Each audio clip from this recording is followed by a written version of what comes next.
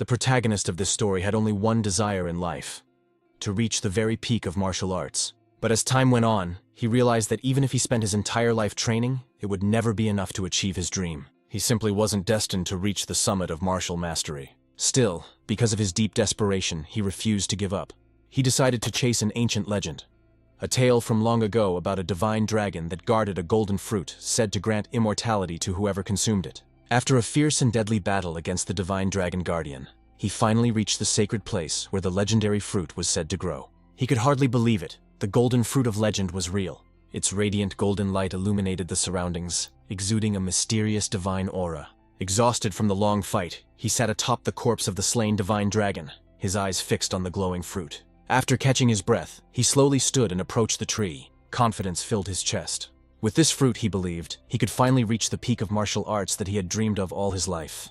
Without hesitation, he plucked the golden fruit and began to eat it. The moment he swallowed, a strange and powerful energy surged through his body. His veins throbbed, his blood boiled, and his entire being trembled as if being reforged by divine power. It was then revealed that this man's name was Gilphus L. Dragon, the one hailed as the strongest human in the entire world. But decades later, Gilphus L. Dragon had grown old. Now lying weakly on his bed, he was surrounded by his children and grandchildren.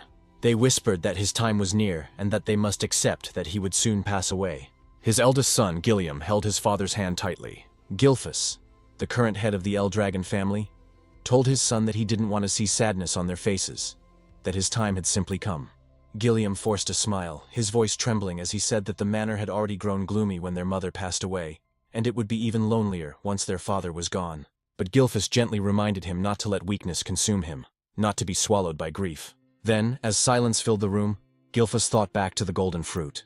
He admitted to himself that in the end, perhaps no one could truly believe in the myths of the ancient world. Yet he still felt fortunate, for he had lived long enough to have a family of his own. He told his loved ones that he had lived a long and fulfilling life, and that he had no regrets, but deep inside he knew it was a lie. Even now, he still couldn't let go of his dream.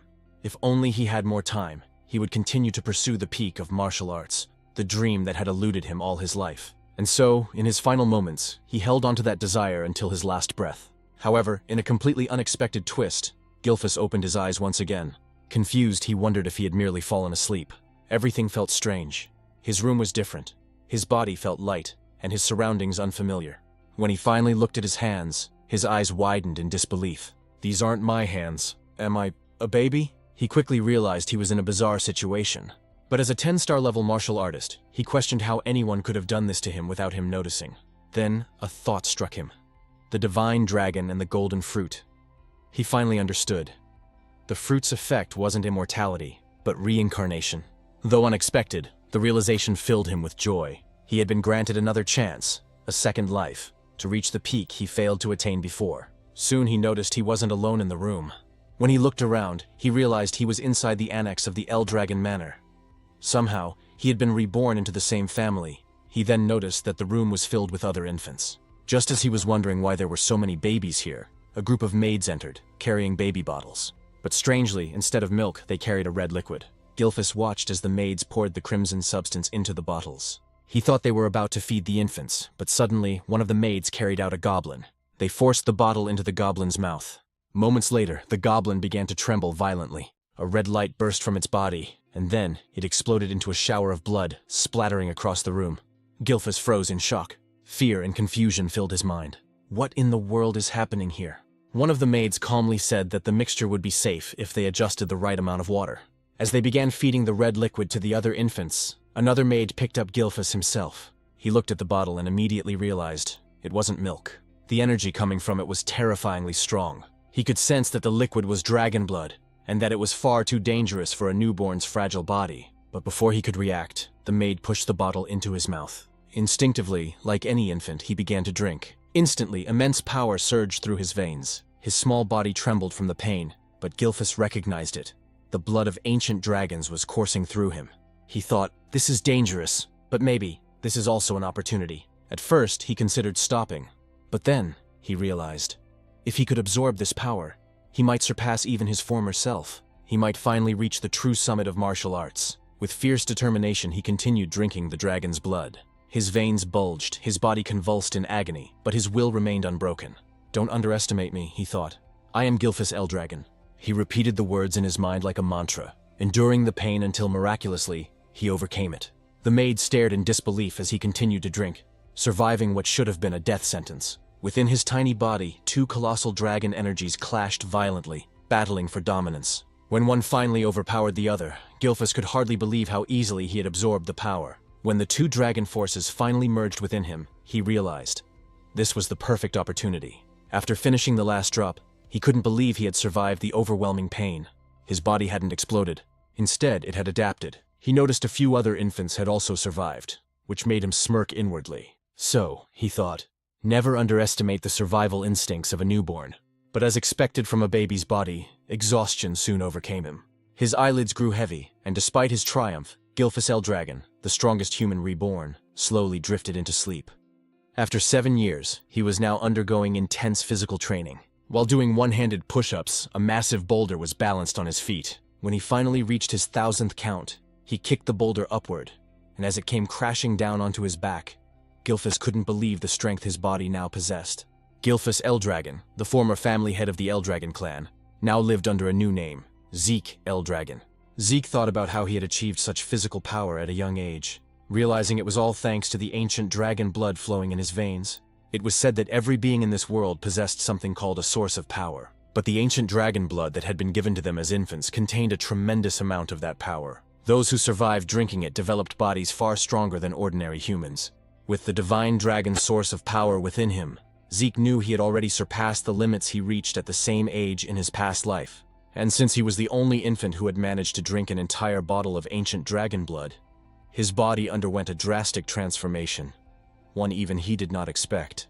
Yet despite his progress, what frustrated him most was that he remained a mere 1 star. He had trained relentlessly, expecting to reach at least 4 stars by now. The star was the measure of one's source power. In this world, the human body was said to resemble a universe. The more stars one had floating within that inner universe, the stronger they became. However, as the number of stars increased, so too did the difficulty of reaching the next level.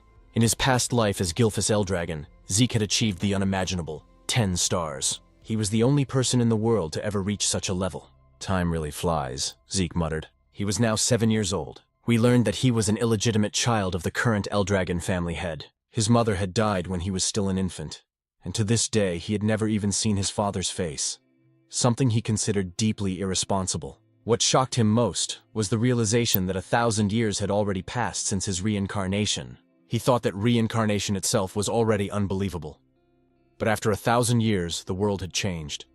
It had become a true survival of the fittest era. The greatest proof of this was the practice of feeding infants the blood of ancient dragons, followed by a ritual known as the Dragon Trial.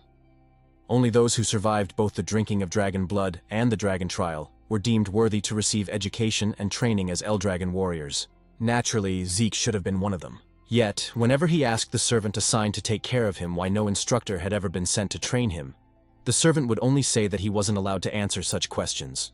Even after turning 7, Zeke had never received a single lesson. Isn't that strange? Zeke wondered aloud. Every child who survived the Dragon Trial was supposed to begin combat training. Everyone except him. Day after day, he lived alone with only a servant by his side. When he confronted the servant about it, the servant merely asked what was wrong with that arrangement. Zeke sighed and said that for now, conditioning his body was more important than combat training anyway. After all, he could teach himself if he wanted to. He had once been a 10-star warrior in his past life. Zeke then requested information about the other surviving infants or anything about the main family that could help him. But once again, the servant refused, saying she wasn't permitted to disclose such information. Frustration clouded Zeke's face. "Will you always refuse to answer me?" he asked sharply. The servant's firm and repeated that she couldn't speak of such matters. "Isn't it cruel?" Zeke asked bitterly. "Treating me like this?" But the servant explained that he was only following orders, her duty being to attend to Zeke's daily needs, nothing more. The servant, a 3-star level practitioner, could have easily taught Zeke basic combat techniques. Yet Zeke had no interest in such trivial lessons. After 7 years of living with this maid, he had grown used to the same lifeless responses. Finally, Zeke decided to leave and head into the forest. The servant said nothing, merely watching as Zeke walked away. "So, she's really going to let me go?" Zeke thought, a hint of irritation in his tone. Deep in the forest, Zeke uprooted wild poisonous herbs and ate them without hesitation. As before, the taste was vile, but this was part of his training method. Then suddenly he noticed something. He took a deep breath, forcing himself to stay calm as he repeated to himself, "Be patient, be patient." He could feel someone, or something, watching him from afar, observing his every move. No matter how hard he tried, he couldn't shake the presence. After a few moments, Zeke sighed. "They followed me all the way here, huh?" When he could no longer stand it, he called out, "You might as well come out if you've got something to say." Then he moved into the tall grass, hiding himself. Moments later, while crouched in the grass, Zeke sensed a dark, oppressive aura nearby. When he looked toward the source, he saw a creature known as an anger boar. What is that aura? He wondered. The black mist surrounding the beast was something he had never seen before, not even 1,000 years ago. As the anger boar grazed on the grass, Zeke suddenly stood and revealed himself, startling the beast. It charged at him immediately, and rather than fear, a smile formed on Zeke's face. He was genuinely thrilled to fight it. The boar lunged forward, but Zeke swiftly dodged, gathering golden energy into his fist. With a powerful strike, he unleashed an explosion that tore through the anger boar's body. He couldn't help but grin at the sight. His attack had been far stronger than he expected. Even as a 1-star, his power surpassed that of most practitioners at the same level. Hoisting the slain creature over his shoulder, Zeke muttered, "It'll be even better once I raise my star level." He was tired of 7 years of being ignored and isolated by the Eldragon family. He wondered if it was time to leave and travel on his own, maybe even venture toward the ocean. Meanwhile, in the distance, a cloaked man watched from the shadows. "What's going on with that boy?" he muttered. Even without formal training, he's reached 1-star level, and he killed that anger boar with a single strike. What puzzled the man even more was how Zeke managed to sense his presence. "That child isn't ordinary," he said quietly. He recalled that Zeke's mother had died young, and his father, the current family head, had shown no interest in him. Without proper guidance, the boy shouldn't have grown this strong. Still, as the son, illegitimate or not, of the Eldragon head, Zeke was bound to remain under the clan's watch. That was why someone like him had been assigned to monitor the boy from the shadows. An illegitimate son, yet the blood of the family head runs through his veins, the man whispered. Could that be why he's so strong? Uncertain, he chuckled softly. That kid will be interesting to watch in the future. Then, he disappeared into the darkness. Back at Zeke's home, the boy was packing his belongings, ready to set off on his journey. But suddenly, he sensed several powerful presences outside. 3 4-star practitioners and 1 5-star. What are they doing here? He thought, stepping quietly to the door to listen. From their conversation, he heard them talking about how fresh and clean the air was in such a remote place, and how peaceful it was since there were no nearby rifts.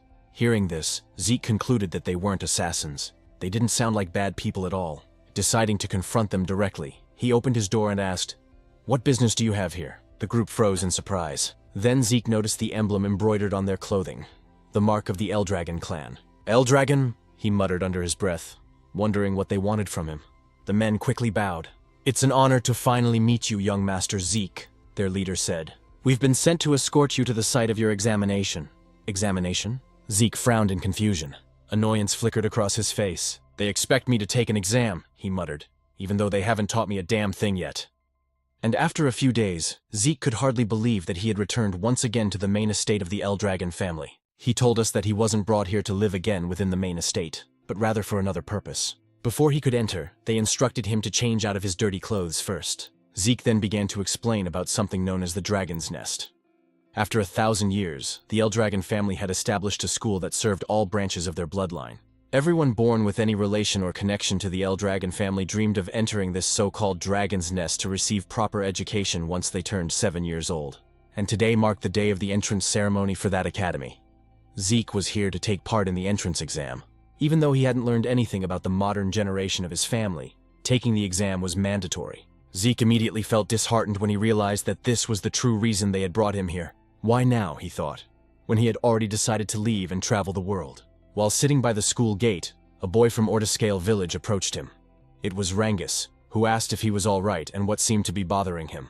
When Zeke asked who he was, the boy formally introduced himself as Rangus and said he had approached because Zeke looked troubled. "Is that so?" Zeke replied casually. After observing the flow of energy in Rangus's body, Zeke quietly thought to himself that the boy seemed shy, but had an unusually strong sense of perception.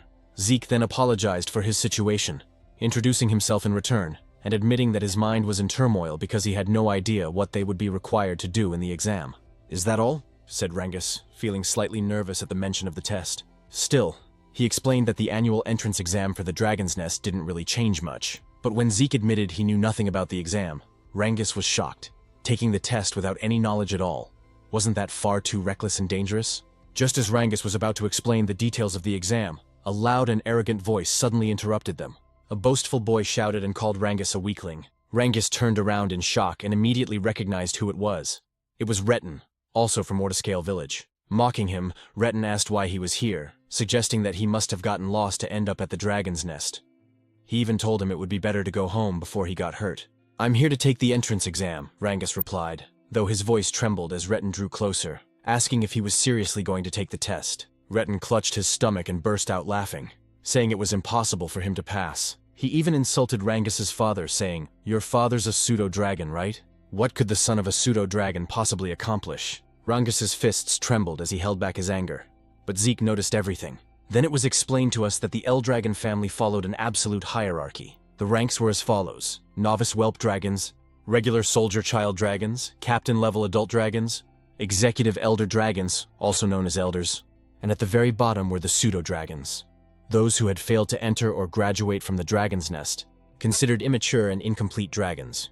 Yet Rangus had long dreamed of proving that even if they were called pseudo-dragons, they were still dragons nonetheless. Zeke was surprised and asked why Retin was so sure Rangus would fail the exam even before it started. "Who the hell do you think you are?" Retin snapped, asking if Zeke had a problem with him. Zeke calmly said he was merely curious why Retin was so confident Rangus couldn't pass. Retin pointed at Rangus and shouted that the reason was obvious. He was just a weakling. Zeke tilted his head and asked if he really said Rangus was weak, because from what he could sense, Rangus seemed even stronger than them. Hearing that, Rangus's eyes widened in disbelief. It was the first time someone had stood up for him. The arrogant boys grew angry and asked if Zeke was seriously claiming they were weaker than a pseudo-dragon, a being they saw as inferior. But before things could escalate, a man arrived and drew everyone's attention. He was the adult dragon examiner, announcing that the Dragon's Nest entrance exam was about to begin, and that all participants should register to receive their numbers.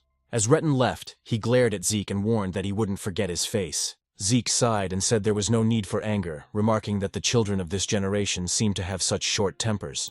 Rangus quickly replied that wasn't that strange, since they were about the same age. Rangus added that anyone would be angry if told they were weaker than him. "Is that so?" Zeke muttered lightly. Since the entrance exam was mandatory, they had no choice but to take it. Though Zeke was surprised when Rangus said it was actually possible to skip the test. Zeke's eyes widened, and Rangus realized Zeke truly didn't know anything about it. Rangus advised him that it might be better to withdraw now before he got hurt. But Zeke replied confidently that a genius like him would never withdraw from a challenge. Rangus could only shake his head and say that Zeke was overly confident despite knowing nothing about the exam. Zeke simply laughed and said that whatever the test may be, they should hurry since it was about to start. Rangus had no choice but to agree. When they arrived at the testing grounds, the examiner announced that the exam was simple. To pass, they only needed to scratch the stones placed behind him. However, no other weapons were allowed except those provided by the academy. Still, they were free to use their bare hands if they wished, but each participant only had 3 attempts. "That's it?" Zeke said, sounding unimpressed. After surviving the dragon trial when they were still infants, he expected something far more terrifying and intense. But this seemed disappointingly simple. The examiner then called the first participant and instructed him to begin. The boy, nervous but determined, struck the massive stone with all his strength. The sound of metal clashing against rock echoed loudly, ringing in their ears. But to everyone's shock, the boy's sword snapped in half, and the recoil shattered his arm. Zeke was stunned at what he saw. As the boy writhed in pain, the examiner calmly said that he still had 2 remaining attempts, and asked if he wished to continue. But since the boy could no longer stand, the examiner declared him failed and ordered the others to clean up the area. As the injured participant was dragged away, the next number was called. Rangus trembled in fear at what he witnessed, while Zeke grew annoyed. "So this is what they call an exam?" he muttered. He then asked what kind of stones they were using.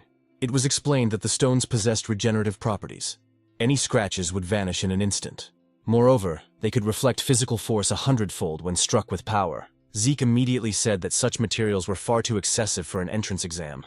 But Rangus explained that it was still possible to scratch them if one could properly circulate their source power throughout their entire body before attacking. "I see," Zeke said. He realized that the circulation of source power was far more important than martial arts skills in this exam. After glancing at the other participants, he thought that only a few would be able to pass, including those arrogant boys. As the exam continued, more and more failed than passed. Many were injured badly due to the stone's ability to reflect ordinary physical attacks. Then, after a few moments, the examiner called out Zeke's number. "It's my turn," Zeke said with a calm smile. Rangus, still nervous, asked if he really had no intention of withdrawing. But Zeke simply walked forward, telling him not to worry. As he approached the examiner, the man's eyes widened in shock. Zeke's aura began to flare up, faintly revealing the might from his previous life as Gilphus. The examiner told him to step forward and choose a weapon, but Zeke said it wasn't necessary. His fists alone would be enough. The crowd murmured in disbelief. No matter how skilled he might be in circulating source power, they thought, there was no way he could scratch the stone with his bare hands. His fists would surely shatter instead. Some of them said that not only Zeke's fists, but also his arms would be destroyed, which made Rangus extremely nervous for him. Along with his fear came anger toward himself, thinking he should have forcibly stopped Zeke to prevent him from getting hurt. The examiner then gave the signal to begin. As Zeke approached the massive stone, he placed his hand on it, noting that this was the first time he had ever seen such a material. He thought to himself that it must have been formed over 1,000 years ago. And even now, there were still many things about the current generation that he didn't fully understand. But that didn't matter anymore. He immediately gathered his source power into his fist. While Rangus trembled with anxiety about what might happen to Zeke, our protagonist was actually filled with excitement, because for the first time, he could use his full strength. He decided to use the mysterious stone to measure his current power. Rangus's eyes widened once more as Zeke unleashed the first form of the Dragon Destruction combat technique, Burst Strike, against the stone. A tremendous surge of energy erupted from the impact. Fragments of the shattered rock flew everywhere, and the violent wind from the blast sent dust and debris swirling through the air. In awe yet on guard, Rangus quickly shielded himself from the aftermath, while the examiner's eyes widened in disbelief at what he had just witnessed. As the dust began to settle, Zeke stood there with a smile on his face, remarking that the technique he used still seemed too much for his current strength. Despite the severe injuries to his hand, he laughed at himself, realizing he still needed much more intense training. The other participants were speechless at what they had seen. Retin looked both shocked and annoyed that Zeke had destroyed the enchanted stone.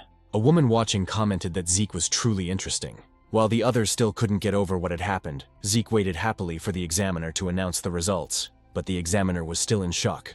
The stone Zeke had destroyed was known to regenerate itself, and the only ones capable of breaking it were supposed to be those who had already reached the 4-star level or higher. Yet now, a mere child stood before him, having done what seemed impossible. He's just an illegitimate son, the examiner muttered to himself, then wondered if Zeke's ability came from the blood of the family head that still flowed within him.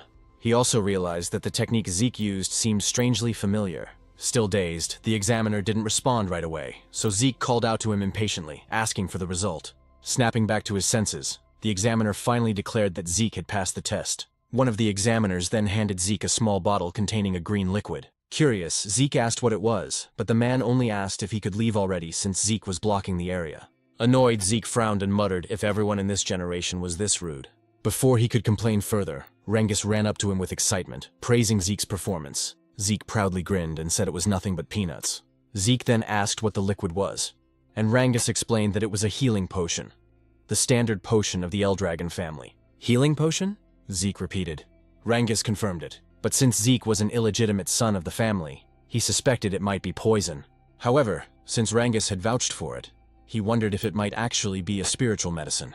The elixir, known as Cloud-Piercing Clarity Wood, was made from extremely rare materials, herbs found only in secret realms, along with the pure source power of divine beasts and the essence of elusive phantom beasts. When used, it could heal not only fresh wounds but also old scars and injuries.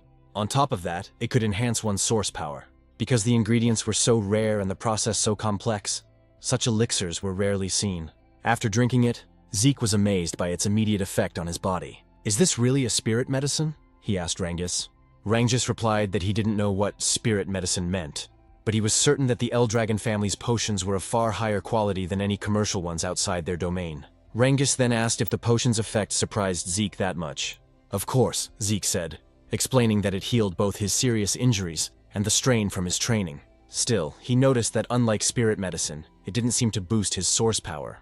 Rangus, on the other hand, said he was even more amazed by Zeke himself, to which Zeke chuckled and told him not to joke. Zeke thought to himself that the potion's existence showed how far knowledge had advanced over the last 1,000 years.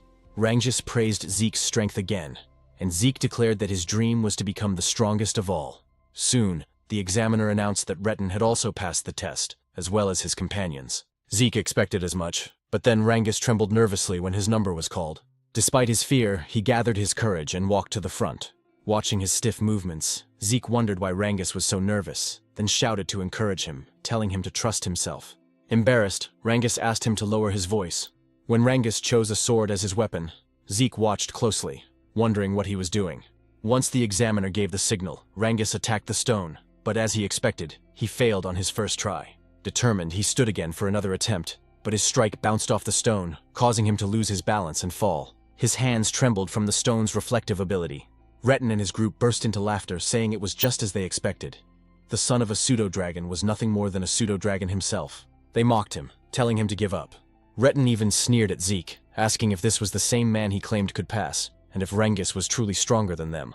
Zeke stayed silent for a moment, then told them to stop spouting nonsense. The examiner informed Rangus that he only had one attempt left, and asked if he still wanted to continue. Rangus couldn't answer.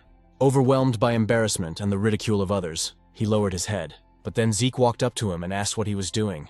He questioned why Rangus was using a sword instead of a spear, why he would choose a weapon that didn't suit him, and why he would take a test without any plan at all. Retin watched mockingly as Zeke told Rangus that in his current condition, he wouldn't even scratch the stone no matter how many times he tried. Retin and his group laughed again, calling Zeke an idiot, reminding him that Rangus knew nothing about using a spear. His weak father only ever taught him swordsmanship, they said, and switching weapons now wouldn't change the outcome. But Zeke ignored their jeers and called out to the examiner, asking if it was against the rules to change weapons. The examiner said it wasn't. Then Rangus is lucky, Zeke said with a grin. He turned to Rangus and asked if he trusted him. Memories of all the humiliation he and his father had suffered flashed through Rangus's mind. Gritting his teeth, he stood tall and said he would trust Zeke. He would fight with a spear just as Zeke told him to. Rangus told us that his father never managed to enter the dragon's nest. Because of that, people called him a pseudo-dragon and laughed at him. But despite all the humiliation, his father endured everything just to raise Rangus properly. That's why Rangus swore to prove to everyone that he, Rangus, the son raised with care by his father, is also a true dragon. He stood up once more, gripping the spear tightly in his hands, and declared that today, he would prove that neither he nor his father were fake dragons. He also realized that if he tried again with a sword, the result would only be the same as before. So this time he decided to trust Zeke completely. The only problem was that he didn't know how to use a spear. Zeke called out to him, and as he pointed toward the enchanted stone, he told Rangus that there was nothing else he needed to do. Just thrust the spear straight into the stone without thinking about anything else. Just pierce it straight through, Zeke said firmly. Rangus tightened his grip on the spear. He knew that under normal circumstances, stabbing the stone directly wouldn't cause even the slightest damage, especially since it had a strong regeneration element. But Zeke was the first person to ever stand up for him, even though they had just met that very day. It was something new and unfamiliar to him, but because of that, he chose to place his full trust in Zeke and believe in his own strength this time. He gathered his source power into the spear and immediately noticed something strange. For years, he had wielded a sword, yet he had never managed to wrap it in this much source energy, something he was now effortlessly doing with the spear. With a determined shout, Rangus unleashed his full power and struck the stone with everything he had. Retin nearly died laughing, saying exactly what he had predicted, that changing weapons wouldn't help him pass the test. But Rangus didn't stop. He felt something different, something powerful. The spear in his hands felt like an extension of his own body. Then, as he drove the weapon forward with all his strength, the spear pierced through the enchanted stone completely. The shock on Retin's face and those of his companions was priceless. Even the examiners couldn't hide their astonishment, delighted by what they had just witnessed. Rangus hadn't just scratched the stone. He had pierced straight through it. Zeke immediately praised him, while Rangus himself could hardly believe what he'd done. Even after the examiner officially declared that he had passed, Rangus still asked in disbelief if he had really succeeded. Zeke smiled, wrapped an arm around his shoulder and confirmed it. Overwhelmed with joy, Rangus nearly cried as he hugged Zeke tightly, shouting over and over that he had done it, that he had passed the test. Retin's group, however, refused to believe it. They called it luck, but Retin himself stayed silent, shaking with rage. He couldn't accept that, just as Zeke had said. Rangus was actually stronger than them, and that his result was far better. The examiner then announced that the test had officially ended. Afterward, he declared that the entrance ceremony would begin shortly. Zeke immediately asked if the test was truly over. Rangus replied that it seemed so, but added that there would probably be more tests once they entered the dragon's nest. Soon, a group of men emerged from a dark hallway. When they stepped into the light, the examiner announced that the head of the Eldragon family would now deliver a speech to congratulate those who passed. The moment Zeke saw the man, he asked who the person with the cold, dark expression was. Rangus, clearly nervous, replied that it was the family head himself. That's the family head? Zeke said. Why does he look like that? He's not even smiling. He looks colder than ice. Rangus immediately covered Zeke's mouth, whispering that it would be best if he stayed quiet, repeating his plea for him to stop talking. Zeke nodded. When he looked again at the group, he remarked that these people represented the current power of the Eldragon family. Some of them were at the 7-star level, while others were 6-star. To Zeke, their strength was impressive, especially since the current family head, Balza Eldragon, was an 8-star level powerhouse. 1,000 years ago, only a handful of people had ever reached that level. Still, Zeke wasn't sure how many existed in this current era. I don't like this family head, Zeke muttered. But before he could say more, Rangus tried to hush him again. Zeke sighed and thought to himself that he never expected this man to be his father in this lifetime. A dark, fiery aura radiated from Balza's body, making the entire area feel heavy. The examiner quickly ordered everyone to stay silent because Master Balza was about to speak. When Balza stepped forward, he uttered only a few words. They must all strive to become the flesh and blood of the Eldragon family. As he spoke, the terrifying pressure of his aura spread across the hall. Zeke wasn't affected, but many of the examinees trembled in fear, some struggling to breathe as their bodies froze under the immense pressure. Zeke noticed that even Rangus was affected. He couldn't believe how easily everyone around him was overwhelmed by the family head's presence. More than that, Zeke could sense an intense hatred hidden within Balza's aura. He didn't know the reason behind it, but even so, he couldn't bring himself to like the man who was supposedly his father. When Balza turned away, another man stepped forward and drew everyone's attention. He had blonde hair and cheerfully thanked Balza for his words. He then said that Master Balza had high expectations for them all, and that just like his master, he would also keep his own speech short. As Zeke wondered who this man was, the speaker simply told everyone to train hard and grow stronger. That's it? One of the examiners muttered. The man smiled and said that people who worry too much about small things go bald early, so he wouldn't bother with long speeches. Zeke couldn't understand what was wrong with him, but at least the atmosphere in the hall had lightened up. The examiner then announced that the new students would now be assigned to their dormitories. Everyone whose number was called had to head there immediately. Zeke asked if they wouldn't all be staying in the same dormitory, and Rangus explained that there were 4 East, West, South, and North dorms. Every student accepted into the academy was allowed to live in one of those 4 halls. When Zeke's number was called, he stood up and waved goodbye to Rangus. He was assigned to the East Hall. As he walked through the corridor, he commented that a lot had changed in this place over the past 1,000 years. After finding his room, he said that he must have gotten lost since it took him a while to arrive, and his roommate had probably gotten there first. When he opened the door, he cheerfully greeted his new roommate and apologized for being late. He then said that from today on, they'd be sharing the same room. But to his surprise, his new roommate turned out to be none other than Rangus himself. Zeke couldn't help but laugh, saying it seemed like fate kept linking them together. He asked if there was anything else scheduled for the day, and Rangus confirmed that their training would start tomorrow. Is that so? Zeke said casually, prompting Rangus to ask if he hadn't listened to the examiner's earlier explanation. Zeke admitted that he hadn't, on purpose. Rangus sighed and said they should get some rest early, since training would begin the next day. As Zeke gazed out the window, he thought about his plan to escape from the Eldragon family and travel the world. But after what he'd learned about the enchanted stone with regenerative properties and the healing potion, he realized he had discovered many interesting things during the exam. If he truly wanted to understand all the changes that had taken place over the past 1,000 years, he thought, then maybe staying with the Eldragon family for a while wouldn't be such a bad idea after all. A month passed at the academy, and their training continued to grow harsher. Holding heavy dumbbells in both hands, the instructor explained that the dragon's breath he was teaching them was one of the most important techniques ever created by the 15th Eldragon family head. After reminding them that they had to master the technique under any condition, the instructor's attention was drawn to a few students. Some of them, he noticed, had already mastered Dragon's Breath, especially the young woman he called Master Leica. Her overflowing energy suggested that she was close to reaching the 2-star level. But aside from her, one other student caught his eye, and he could hardly believe what he was seeing. Zeke was training while not only holding the dumbbells but also balancing large stones on his head and arms. The instructor stared in disbelief and muttered to himself that the blood of the family head truly ran in Zeke's veins. However, it was said that no one had ever taught Zeke anything since he was a child, which is why everything he was witnessing now felt unfamiliar to him. Zeke, on the other hand, couldn't believe that the technique he once called the Dragon King's breathing technique had been further developed by the succeeding family heads, and that it was now being taught to other branches of the family as well. According to Zeke, breathing techniques were methods that gathered the source power from the surroundings into the body. Once circulated, This source power would strengthen a person's own inner energy. The effectiveness of such techniques depended on an individual's ability and intellect. That was why the great families of this world kept their techniques secret, never allowing them to be learned by outsiders or those not belonging to their bloodline. Zeke also realized that the dragon's breath was a safe and simple technique, easy enough to master, but it was useless to him if it could only be used while resting.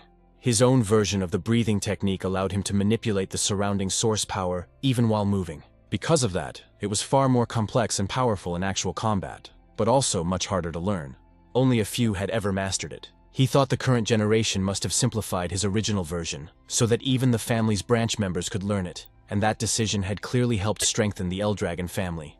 Zeke couldn't help but feel a strange satisfaction.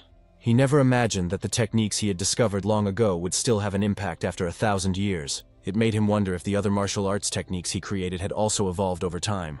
Interesting, he muttered to himself, amused by the thought. Leica, meanwhile, quietly observed Zeke from a distance. Later, in the cafeteria, the other students were astonished by how much food Zeke was eating. As he continued devouring his meal, he noticed Rangus sitting silently across from him. "What's wrong?" Zeke asked. "You won't get strong if you don't eat." Rangus simply asked if Zeke didn't find his stamina strange. "That's it?" Zeke replied. "You just need to eat more if you want to get stronger. Train harder. Push yourself." He even offered some of his food to Rangus, but the latter politely declined, saying he'd had enough.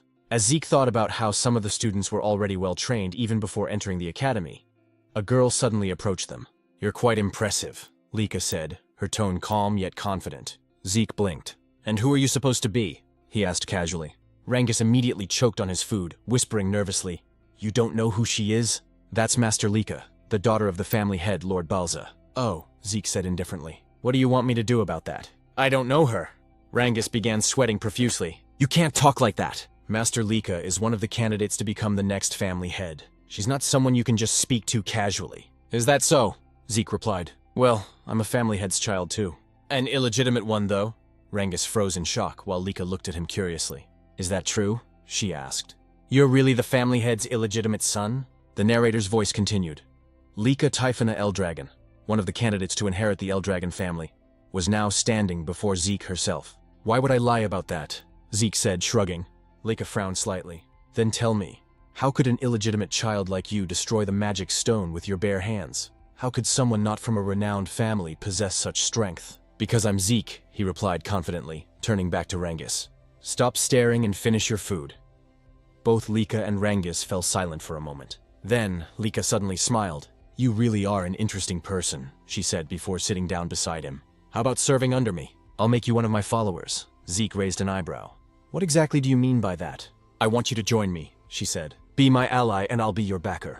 Every illegitimate child needs allies and influence, don't they? Use your strength to help me become the next family head, and once I do, I'll help you achieve your own dreams." Zeke didn't even hesitate. "No," he said flatly. Leica frowned again. "Why not? Don't tell me you want to become the family head yourself?" As her aura flared with a faint, crackling energy, Zeke could tell that she was close to reaching 2-star level. For someone her age to release an aura like that, she was indeed impressive. Still, Zeke remained calm. "You can think and do whatever you want," he said. "But I have no interest in being family head or any kind of title." "Why?" Leica asked coldly. Zeke stabbed his knife into the table. "Because I don't need to serve anyone," he said, his voice steady but sharp. "I'm the strongest person there is." The cafeteria went silent. Even Leica couldn't believe what she was feeling. Zeke's presence had completely overwhelmed her for a moment. Rangus immediately stepped in to diffuse the tension, urging both of them to calm down. But Leica wasn't the type to back off. Embarrassed and angered by what just happened, she decided to challenge Zeke to a duel. Zeke, however, didn't seem to care and simply continued eating. Moments later, a commotion spread across the campus. "Where are they going?" one student asked. "To the training grounds," another replied. "There's going to be a duel between the younger generation. Master Leica herself is fighting." "What?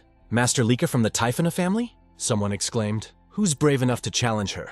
When they arrived at the training grounds, everyone whispered among themselves, wondering who would face her. Zeke, meanwhile, couldn't believe Leica was actually serious about the duel. "Are you all right with this?" Rangus asked nervously. "You'll be fighting Master Leica." "Even if you call her master, I don't know who she is," Zeke replied bluntly. Rangus sighed. "You should at least show some respect, now that I know you're also the family head's son." "Do what you want," Zeke said. Still, Rangus tried to explain. "What's important now is that you understand who you're up against. Master Leica isn't just anyone. She's the daughter of Lord Balza Eldragon. And she also carries the blood of the Typhona family, one of the 4 great families supporting the Eldragons. She's a prodigy who mastered all forms of the Typhona family's hereditary lightning great sword technique at a young age. Like her father's other children, she has terrifying talent. Zeke tilted his head. I didn't understand a word of that except that she's the family head's daughter. Rangus stared at him. How do you not know any of this? Because I don't, Zeke said plainly. So don't ask me.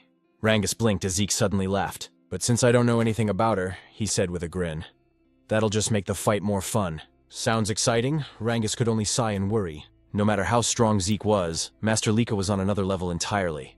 Why did you even accept her challenge? He asked. I never run from a fight, Zeke answered, and it looks like my challenger's ready anyway.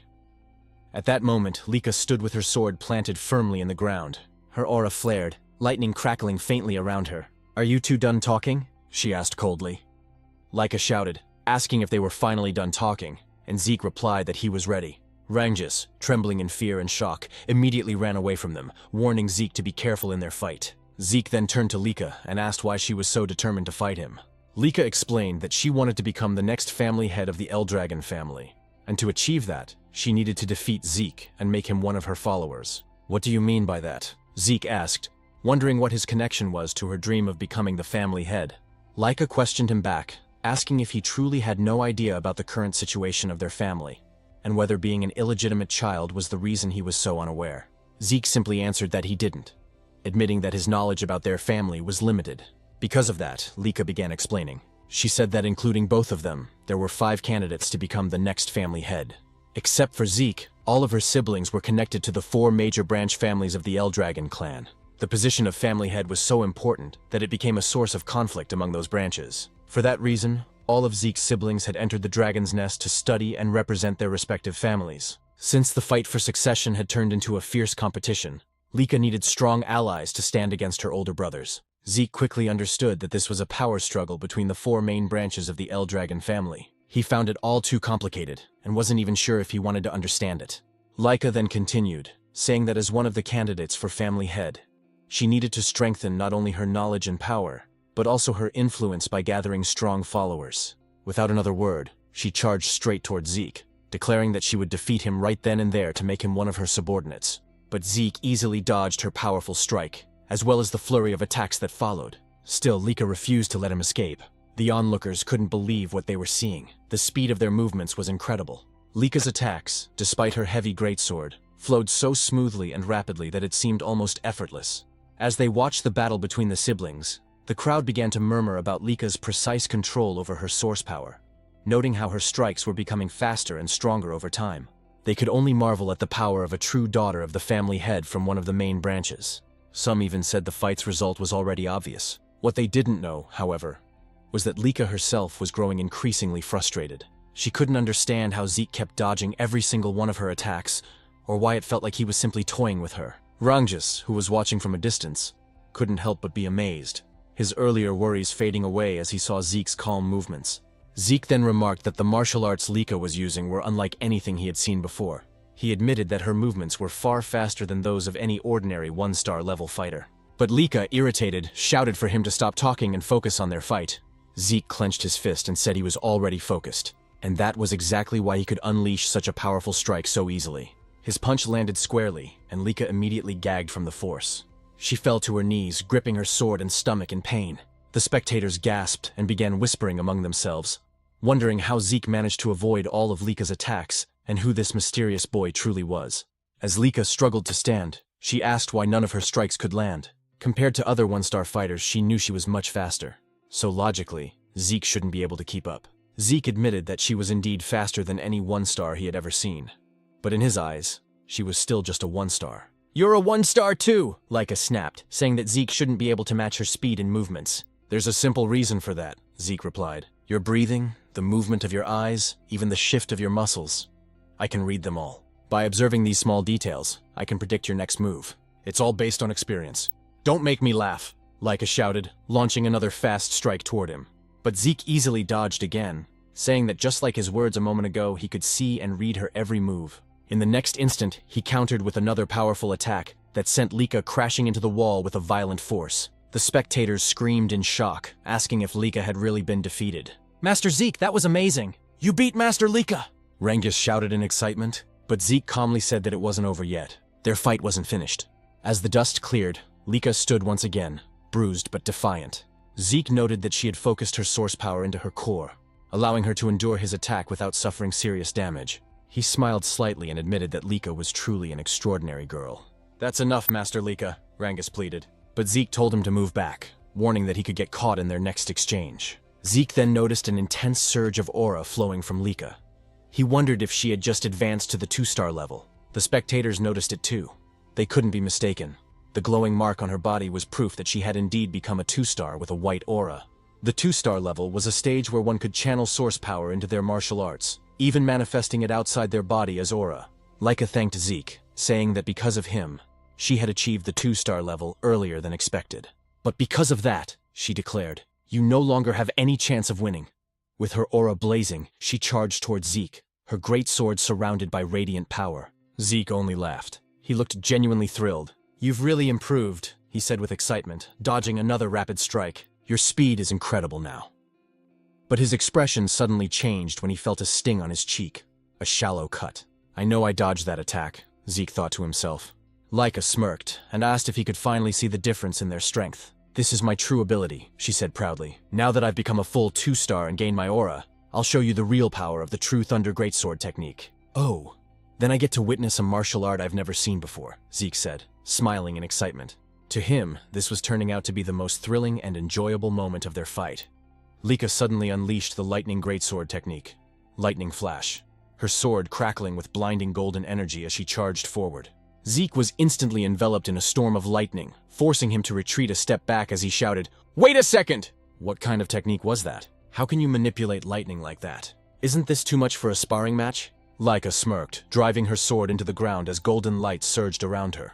"You seem surprised?" she said calmly. Summoning another move, Lightning Net, sparks erupted from the earth, forming a glowing web of electricity that shot towards Zeke, but he narrowly dodged it. As he landed, he muttered to himself, "Her power has grown tremendously. Her strength now is nothing like before. At this rate, this fight won't be easy." The audience murmured in awe, unable to hide their astonishment. Ever since Leica had advanced to 2-star level, the tide of the battle had completely turned. Rengis, who had been watching anxiously, began to worry. Zeke noticed that Leica's movements were simple, nothing new compared to her 1-star self. But every swing of her blade now carried far greater force. Her lightning greatsword technique was overflowing with power, her aura amplifying each strike. What surprised Zeke even more was the speed.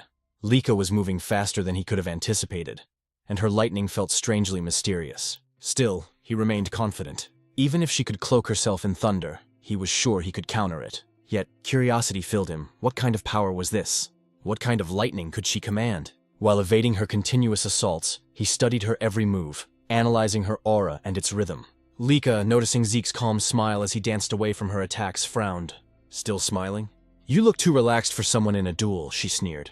"Let's see how long that lasts." She dashed forward once more, her sword blazing with light as she used swift thunder, enveloping herself in golden lightning. But again, Zeke evaded at the last moment. "She's as fast as lightning itself," he thought, only for Leica to swing her sword mid-charge. The blow struck true this time, sending Zeke flying backward with a powerful shockwave that scattered dust and debris across the field. Rengis gasped and rushed towards Zeke out of sheer panic, but one of the spectators grabbed his arm to stop him. Meanwhile, Zeke stood up, his clothes scorched but his will unshaken. Leica charged again, unleashing another lightning flash, striking him head-on. Yet Zeke still stood tall afterward. How is he still standing? Leica muttered, her brow furrowed in disbelief. Rengis ran toward them, shouting, "Master Leica, stop!" "That's enough. We've already seen your strength." But Leica snapped back coldly. "Do you not understand, Rengis? Stopping mid-battle would be an insult to Zeke." Desperate, Rengis turned to Zeke and begged, "Please, Master Zeke, surrender."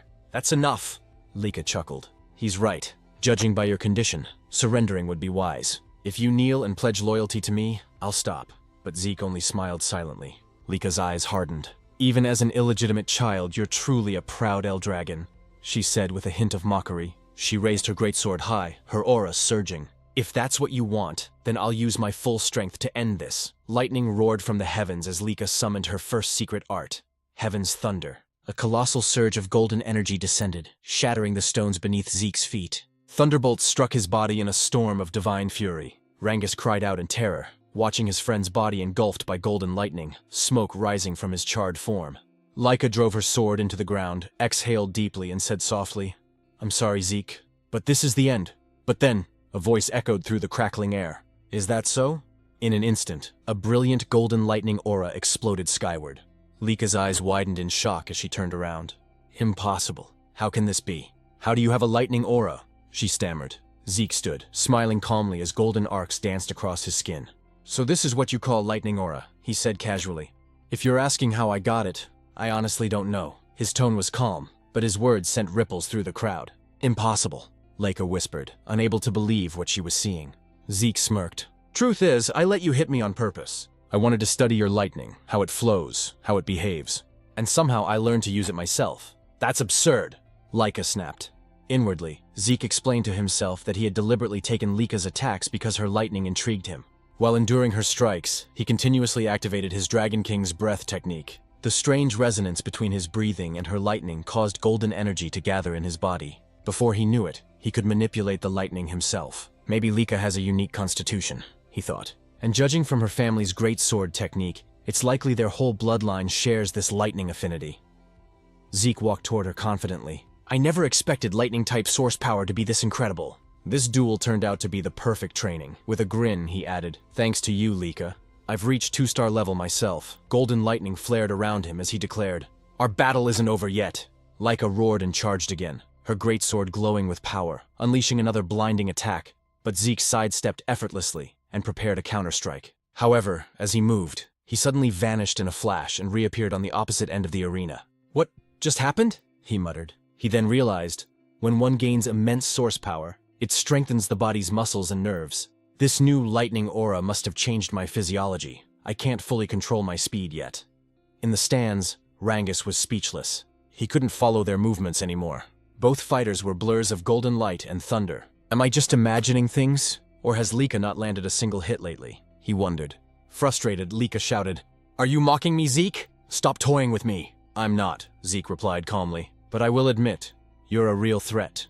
He then lunged forward, delivering a powerful kick, but Leica blocked it with her sword, the force pushing her backward. Zeke straightened, smirking.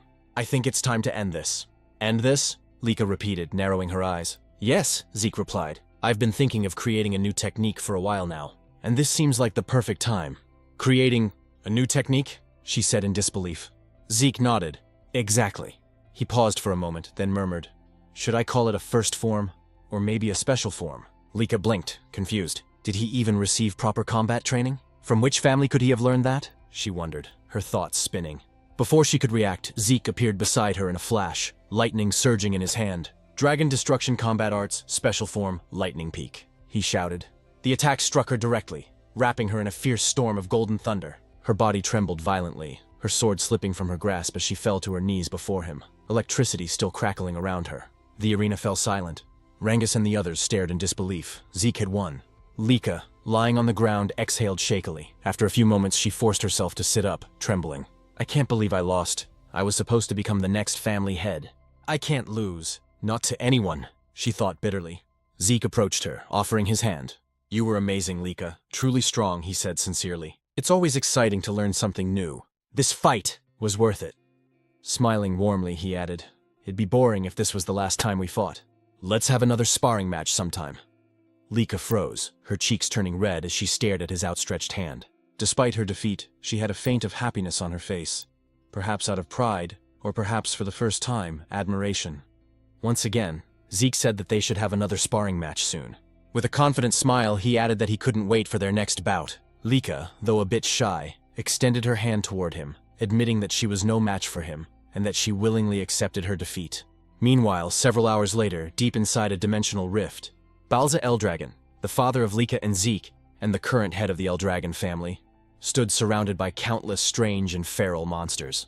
As the creatures charged toward him, Balza's eyes began to glow with an intense light, releasing a crushing wave of aura and dragon pressure. He instantly froze every creature in place. Drawing his sword, Balza invoked the first form, Genesis, of the Dragon Destruction Combat Arts. With a single, fluid swing, all the monsters around him were cleaved cleanly in half. As he sheathed his sword, the Eldragon family soldiers rushed forward to finish off any remaining monsters that might have survived their master's strike. Balza turned toward the exit of the rift, but before he could leave, one of the soldiers called out to him, saying that he had an important report. Balza stopped walking and asked what it was about. The soldier informed him that Lady Leica had reached the 2-star level. Upon hearing this, Balza froze mid-step. His glowing eyes flickered, and his response came out cold and detached. So what of it? The soldier, clearly nervous, explained that reaching the 2-star level at only 7 years old was an extraordinary achievement. He added that with Leica's talent, once she graduated from Dragon's Nest, she would likely reach the 4-star level, or perhaps even the 5-star level. Balza's reply was chilling. Talent means nothing. The next time you report to me, I expect to hear how she can be of use to us. If all you bring are worthless updates like this, you'd better leave my sight. The soldier fell silent as Balza continued toward the rift's exit. But before he could step through, the soldier quickly added that Leica had recently lost in a sparring match. Balza stopped abruptly and turned his head slightly, his expression unreadable. Did she lose to one of her brothers? He asked. The soldier shook his head. No, master. She was defeated by someone her own age. By Lord Zeke. Zeke? Balza repeated, his voice low. The son of that woman? Memories surfaced of a humble maid, Zeke's mother. That woman truly was gifted in battle, he muttered. But she died after giving birth to the boy. He turned fully to face the soldier, his tone sharp. Tell me, who could have possibly trained Zeke to defeat a 2-star cultivator? The soldier hesitated before answering. No one, master. Lord Zeke has never received formal training. He defeated Lady Leica through his own strength and skill alone. In fact, he too has already reached the 2-star level.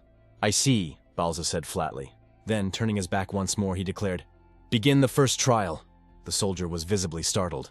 Master Balza, forgive my intrusion, but isn't it too soon for the first trial? It's only been a month since the students began their combat training. Most of them haven't even reached the 1-star level yet. Balza cut him off. I do not care. Death chooses no timing, no level, no favorites. Only the strong deserve to survive. Star levels mean nothing if they can't endure the first trial. Those who fail aren't worthy of the Eldragon name. Yes, master, the soldier replied quickly. But then Balza added, Also, summon Freya. Tell her to return immediately. The soldier's eyes widened in disbelief. Freya. Master, do you mean that Freya? Balza nodded. Indeed. If Zeke could defeat Leica using only his own strength, then he's far more intriguing than I expected.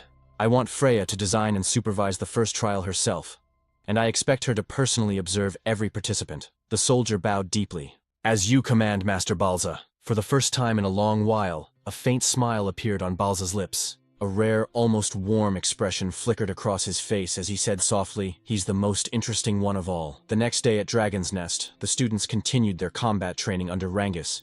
Zeke, however, was off to the side, practicing his breathing technique. Sitting in a wall-sit position, he balanced a massive boulder on his head while holding dumbbells in both hands. His unwavering focus drew the attention of Rangus and the others, who couldn't help but watch him in silence. With his eyes closed, Zeke contemplated the technique they were studying, the Strike Dragon combat arts. As he recalled, this technique was originally created by the 15th family head. Though labeled as a combat art, it was in truth a body enhancement method, simple yet well constructed, allowing even young cultivators to grasp it. Rangus called out, Zeke, aren't you going to train? Zeke opened one eye. What do you mean? I mean combat training, Rangus clarified. We're practicing the Strike Dragon combat arts. I already learned that, Zeke replied casually. Rangus was stunned. What? But it was only taught to us this morning. How could you have mastered it already? Because I'm me, Zeke said with a smirk. But what's more important right now is that your source power is flowing incorrectly. My what? Rangus asked, confused. Zeke set down the heavy boulder from his head and told Rangus to turn around. Placing his hand on Rangus' back, Zeke channeled his aura through Rangus's body, correcting the flow of energy. There, he said. That's how your aura should circulate. Rangus turned to face him, grateful. You've really mastered the Strike Dragon combat arts, haven't you? That's incredible! Zeke frowned playfully. Are you doubting me? What kind of friend are you?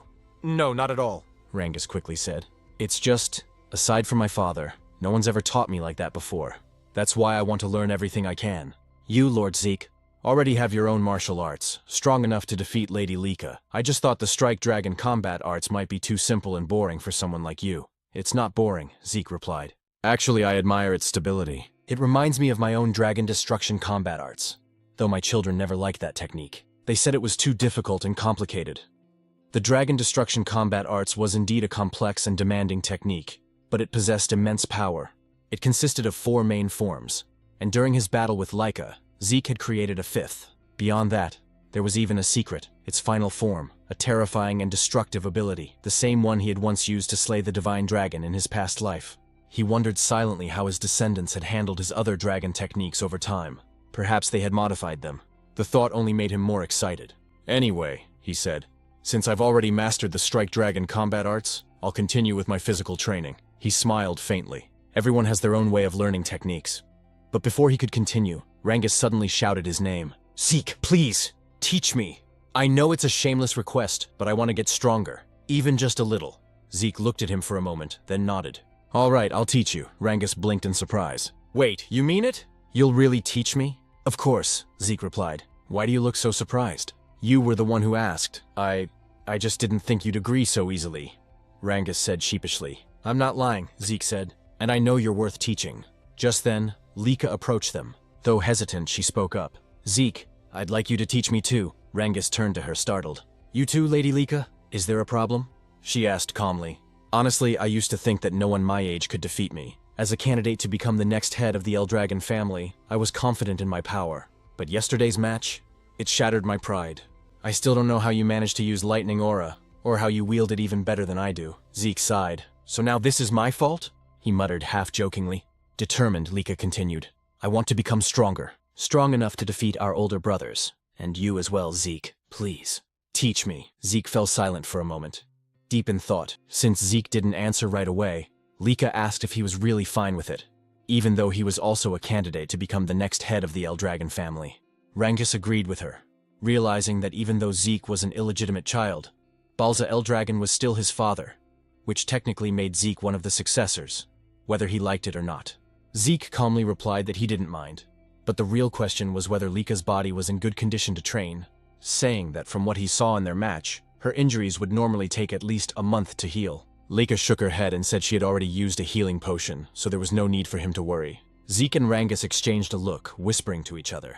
Zeke asked if that medicine truly had such absurd effectiveness, but Rangus replied that if Zeke was referring to the basic potion given during the entrance exam, it definitely wasn't strong enough to heal Leica's wounds so quickly. Because she was the daughter of the family head, she must have used a much stronger kind of potion. Zeke sighed in amazement, muttering that this era truly was something else. Leica nodded, admitting that without the potion, she would have been bedridden for at least a month.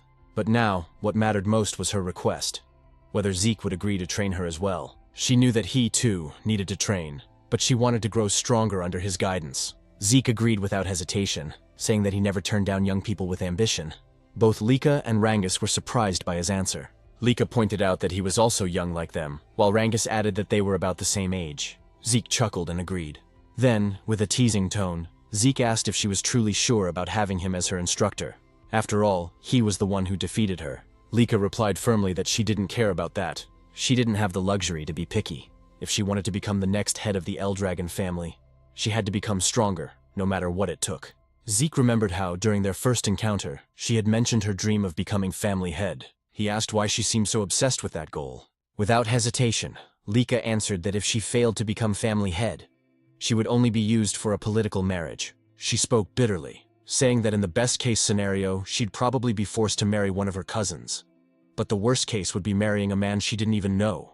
Zeke's expression darkened, anger flickering in his eyes as he asked what she meant by that.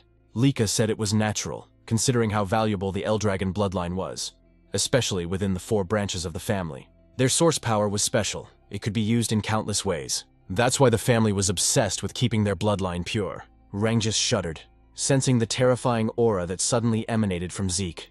His voice turned cold and sharp as he said that the Eldragon family had truly begun doing disgusting things like this. He clenched his fists, saying he would destroy such filthy and meaningless traditions. But before the atmosphere could grow heavier, several instructors arrived, immediately drawing everyone's attention. Leica blinked in surprise, wondering why they had come, while Zeke muttered that the timing couldn't be worse. He worried that they might have overheard what he just said. Then, from behind them, a woman with fiery red hair appeared. One instructor stepped forward and announced that starting today, they would have a new instructor. Despite how busy this person was, she had taken the time to teach them personally, so they should be grateful. As the red-haired woman approached, she reached out her hand toward Leica and asked if she was Lady Leica. Feeling a wave of danger, Leica instinctively leaped backward. Zeke stepped forward protectively, while Rangus grabbed onto his arm in fear.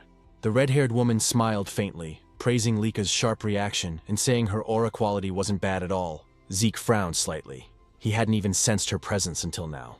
Rangus nervously asked who she was. The instructor then introduced her as Lady Freya Fuenkick of the Black Dragon Corps. Freya gave a polite smile and greeted everyone, saying she was pleased to meet them all. She then looked straight at Zeke and asked if he was Lord Zeke. When he confirmed it, she asked if he wasn't surprised by her sudden appearance. Zeke replied calmly that nothing she did was surprising. Freya froze for a moment as Zeke's eyes began to glow faintly, and he commented that her stealth technique was rather interesting. Freya quickly realized why even the family head, Balza Eldragon, was interested in this boy. Meanwhile, Zeke analyzed her movements. He noticed her source power was concentrated in her lower body, following a flow pattern he had never seen before. That must be why her footsteps made no sound at all. A spark of excitement lit up his eyes as he wondered what kind of martial arts she used. Freya then took command of the class. She confirmed that she would be their new instructor. The students began whispering among themselves in disbelief. Lady Freya, the Tempest Wind, was known as one of the strongest warriors in the family. The other instructor confirmed that Freya was a 6-star practitioner under the Black Dragon Corps, the elite unit serving directly under the family head himself. The students were in awe, unable to understand why someone of her rank would come teach at their academy. Freya smiled faintly and said she would indeed train them, but under one condition. They had to pass a simple test. The students gasped at her words. She told them not to worry. The test was simple. They just needed to bring crystal like the one she's holding, and survive for 1 full month inside the Poison Dragon Mountain. Rangus went pale at the name, while Zeke felt a sense of nostalgia. The Poison Dragon Mountain, he explained, was home to countless poisonous creatures. Even brushing against a single leaf could kill an ordinary human instantly. It was a region of pure danger. Zeke recalled how, in his previous life, he had often used that place as his personal training ground. Still, he thought this test might be too cruel for young students. Freya explained the rules. Each student would receive 1 crystal orb. If their orb broke or was lost, they would immediately be disqualified. When someone nervously asked what happened to those disqualified, Freya replied bluntly, they would be expelled from the dragon's nest. She added that they didn't need to worry about the poison itself. If they properly used the dragon's breath breathing technique, they would be fine. As long as they held onto their orbs and controlled their breathing, they could survive. Leica pointed out that aside from poisonous plants, there were monsters there too. Freya's eyes turned sharp as she said they would need to defeat those monsters themselves, since that was the only way they could secure food. Without hunting, they wouldn't last even a few days. The students were horrified. Retin muttered that it was impossible. Many doubted whether their basic combat technique, the strike dragon, could even hurt the creatures living there. Freya smirked and told them not to panic. They had 5 days to prepare. During that time, they could each choose a basic weapon art from the Eldragon family archives to learn. If they mastered it, their survival chances would improve. But if they failed to learn it within 5 days, she would not take responsibility for whatever happened in the mountain. One student asked timidly if Freya would help them in case things got too dangerous. Freya chuckled darkly, saying, "You're in the Dragon's Nest, the land of the Eldragon family. Here the weak do not last. Only the strong survive. If you can't defeat a few monsters on your own, then you might as well sleep peacefully beside them in the bed of poison." The students trembled in terror, sweat dripping down their faces. Rangus was on the verge of tears while Leica stayed silent in deep thought. Zeke frowned to himself, wondering if this was still the same Eldragon family he once knew. It felt so different from when he had been the family head. Freya then said that was all for now. She began distributing martial arts books for every weapon type and told them to step forward to pick whichever technique they wanted to learn. As students crowded around, Rangus hesitated, unsure what to choose. Zeke advised him to take a spear technique, reminding him that he used a spear during the entrance exam. Rangus quickly agreed and thanked him. Leica said she would pick a greatsword technique since she already knew the lightning greatsword's basic forms.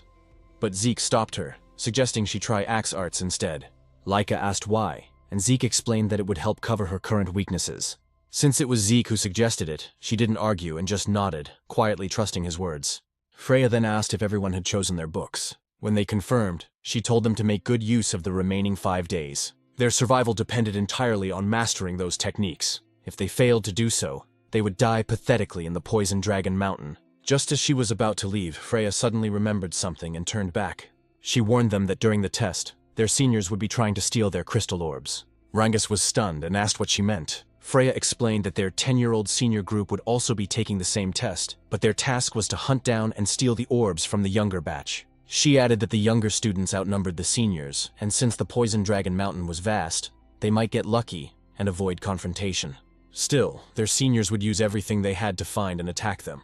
After saying that, Freya turned and left. Rangus looked terrified, sweat dripping down his face as he asked what they were supposed to do now. Not only did they have to deal with poisonous monsters, but also with upperclassmen hunting them. Leica frowned and said that every upperclassman was at least 1-star level or higher. If they ganged up on her, she wouldn't last long, and most of their classmates probably wouldn't survive either. Zeke nodded, saying she had a point.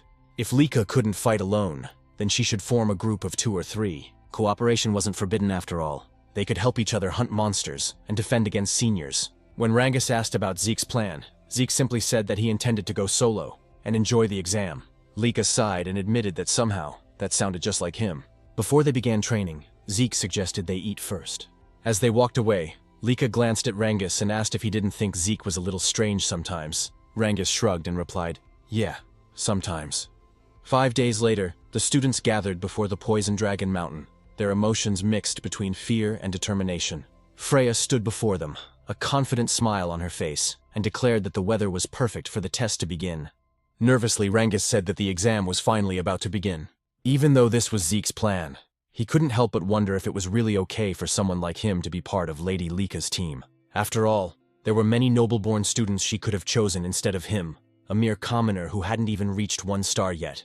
"We're the same, Rangus," said another student. When Rangus turned around, he recognized them as Raymond and Celine. Celine, who came from the East Hall of Dragon's Nest, admitted she was also a commoner, and couldn't believe she'd been chosen to join Lady Leica in the upcoming trial at Poison Dragon Mountain. Raymond, also from the East Hall, smiled as he looked at Lady Leica. But Leica quickly said that it didn't matter whether her teammates were nobles or commoners. She had chosen them because she recognized their potential and abilities. Hearing this, Rangus fell silent for a moment, then gripped his spear tightly and declared that he understood, and that he would do his best not to become a burden to their group. Raymond followed, saying he would give his all to meet Leica's expectations. Leica smiled brightly and said, "I'm counting on you all." Then she turned to Zeke and asked if he was truly planning to take the trial alone. Zeke nodded confidently, saying he couldn't wait for it to begin. Celine, still nervous, admitted she admired both Zeke and Leica. While she was trembling in anxiety, Zeke was brave enough to face Poison Dragon Mountain on his own. Raymond remarked that it was natural for them to be confident, since the blood of family heads flowed through their veins. But Leica quickly interjected, telling him not to compare her to Zeke, because even she felt nervous. "You're nervous?" Zeke asked. "Is there even a reason to be nervous? Aside from you, everyone here seems like a group of promising students." However, they all replied that there were plenty of reasons to be nervous about the upcoming trial. Leica then asked Zeke if he truly thought the students she picked were skilled. Zeke immediately confirmed it, and thought to himself that Leica had successfully gathered some of the most promising students in the academy. He realized that her eye for talent was indeed remarkable. He praised their group's offense and defense, saying the trial would surely be easy for them. "You're right," Rangus replied with a drop of sweat running down his cheek. "You've always been too confident, Zeke." Freya then asked if all the participants have arrived, and soon noticed that many of the students had already formed groups. Since some weren't yet masters of their weapon arts, forming teams wasn't a bad idea. Freya then stepped forward and announced that the trial would begin shortly. She explained once again that their task was to survive for 1 full month in Poison Dragon Mountain and protect their crystal orbs. They would only pass if their orbs remained intact. Every orb was identical, meaning that if one lost theirs, it could be stolen by others. Many students grew anxious upon hearing this. While Zeke realized that this meant stealing orbs from other participants was fair game, Freya continued, saying that after the new students entered the mountain and settled, upperclassmen would also enter, to steal their crystal orbs. The upperclassmen mocked them, saying that since most of the new students hadn't even reached 1 star, taking their orbs would be easy. Hearing this filled Zeke's classmates with mixed emotions, fear, excitement, and unease. Freya concluded the explanation, and as soon as she announced that the trial had officially begun, the students dashed toward Poison Dragon Mountain. Watching them go, Zeke heard Leica tell him to make sure he survived.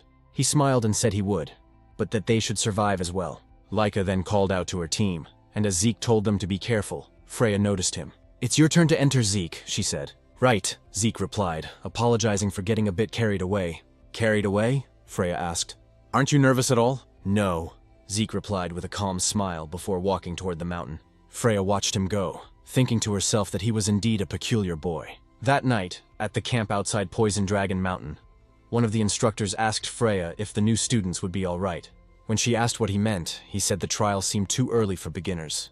Another instructor agreed, pointing out that most had only been in Dragon's Nest for a few months, that few had achieved even 1 star, and that they lacked real combat experience. He wondered how many would actually survive. Freya reassured them, saying there was no need to worry. Although the mountain was filled with poisonous creatures, most of them were only 1 or 2 star level beasts, not strong enough to pose serious danger. With a cheerful smile, she said the students would do fine. Then, under her breath, she whispered that she would eventually release that thing. When an instructor asked what she said, Freya simply smiled and replied, "Nothing." She then announced that it was time for the upperclassmen to begin their part of the trial. The older students immediately ran off toward the mountain, their eyes gleaming as they carried their weapons. Watching them leave, Freya murmured, "I wonder how many will survive. I can't wait to see the results." Meanwhile, inside the Poison Dragon Mountain, as the upperclassmen began their hunt, one of them spotted their first target. It was none other than Zeke, still standing motionless at the foot of the mountain. "The newbies entered the mountain long ago," one said mockingly. "Is this guy stupid or what?" Another raised his crossbow and prepared to shoot. But before the arrow could reach him, Zeke effortlessly caught it mid-air. As the upperclassmen stared in disbelief, Zeke snapped the arrow in half and said, "I've been waiting for you." One of them asked what he meant, but another shouted that it didn't matter. Didn't they see how he caught that arrow? Without wasting a second, Zeke dashed forward, his eyes sharp with excitement. "Now then," he said with a smirk, "let's play together." In the deeper part of Poison Dragon Mountain, Celine and her group were under attack by the mountain's monsters. After Celine slew a massive frog-like creature, another one suddenly leapt from behind her. Raymond swiftly raised his shield, blocking the attack and saving Celine just in time.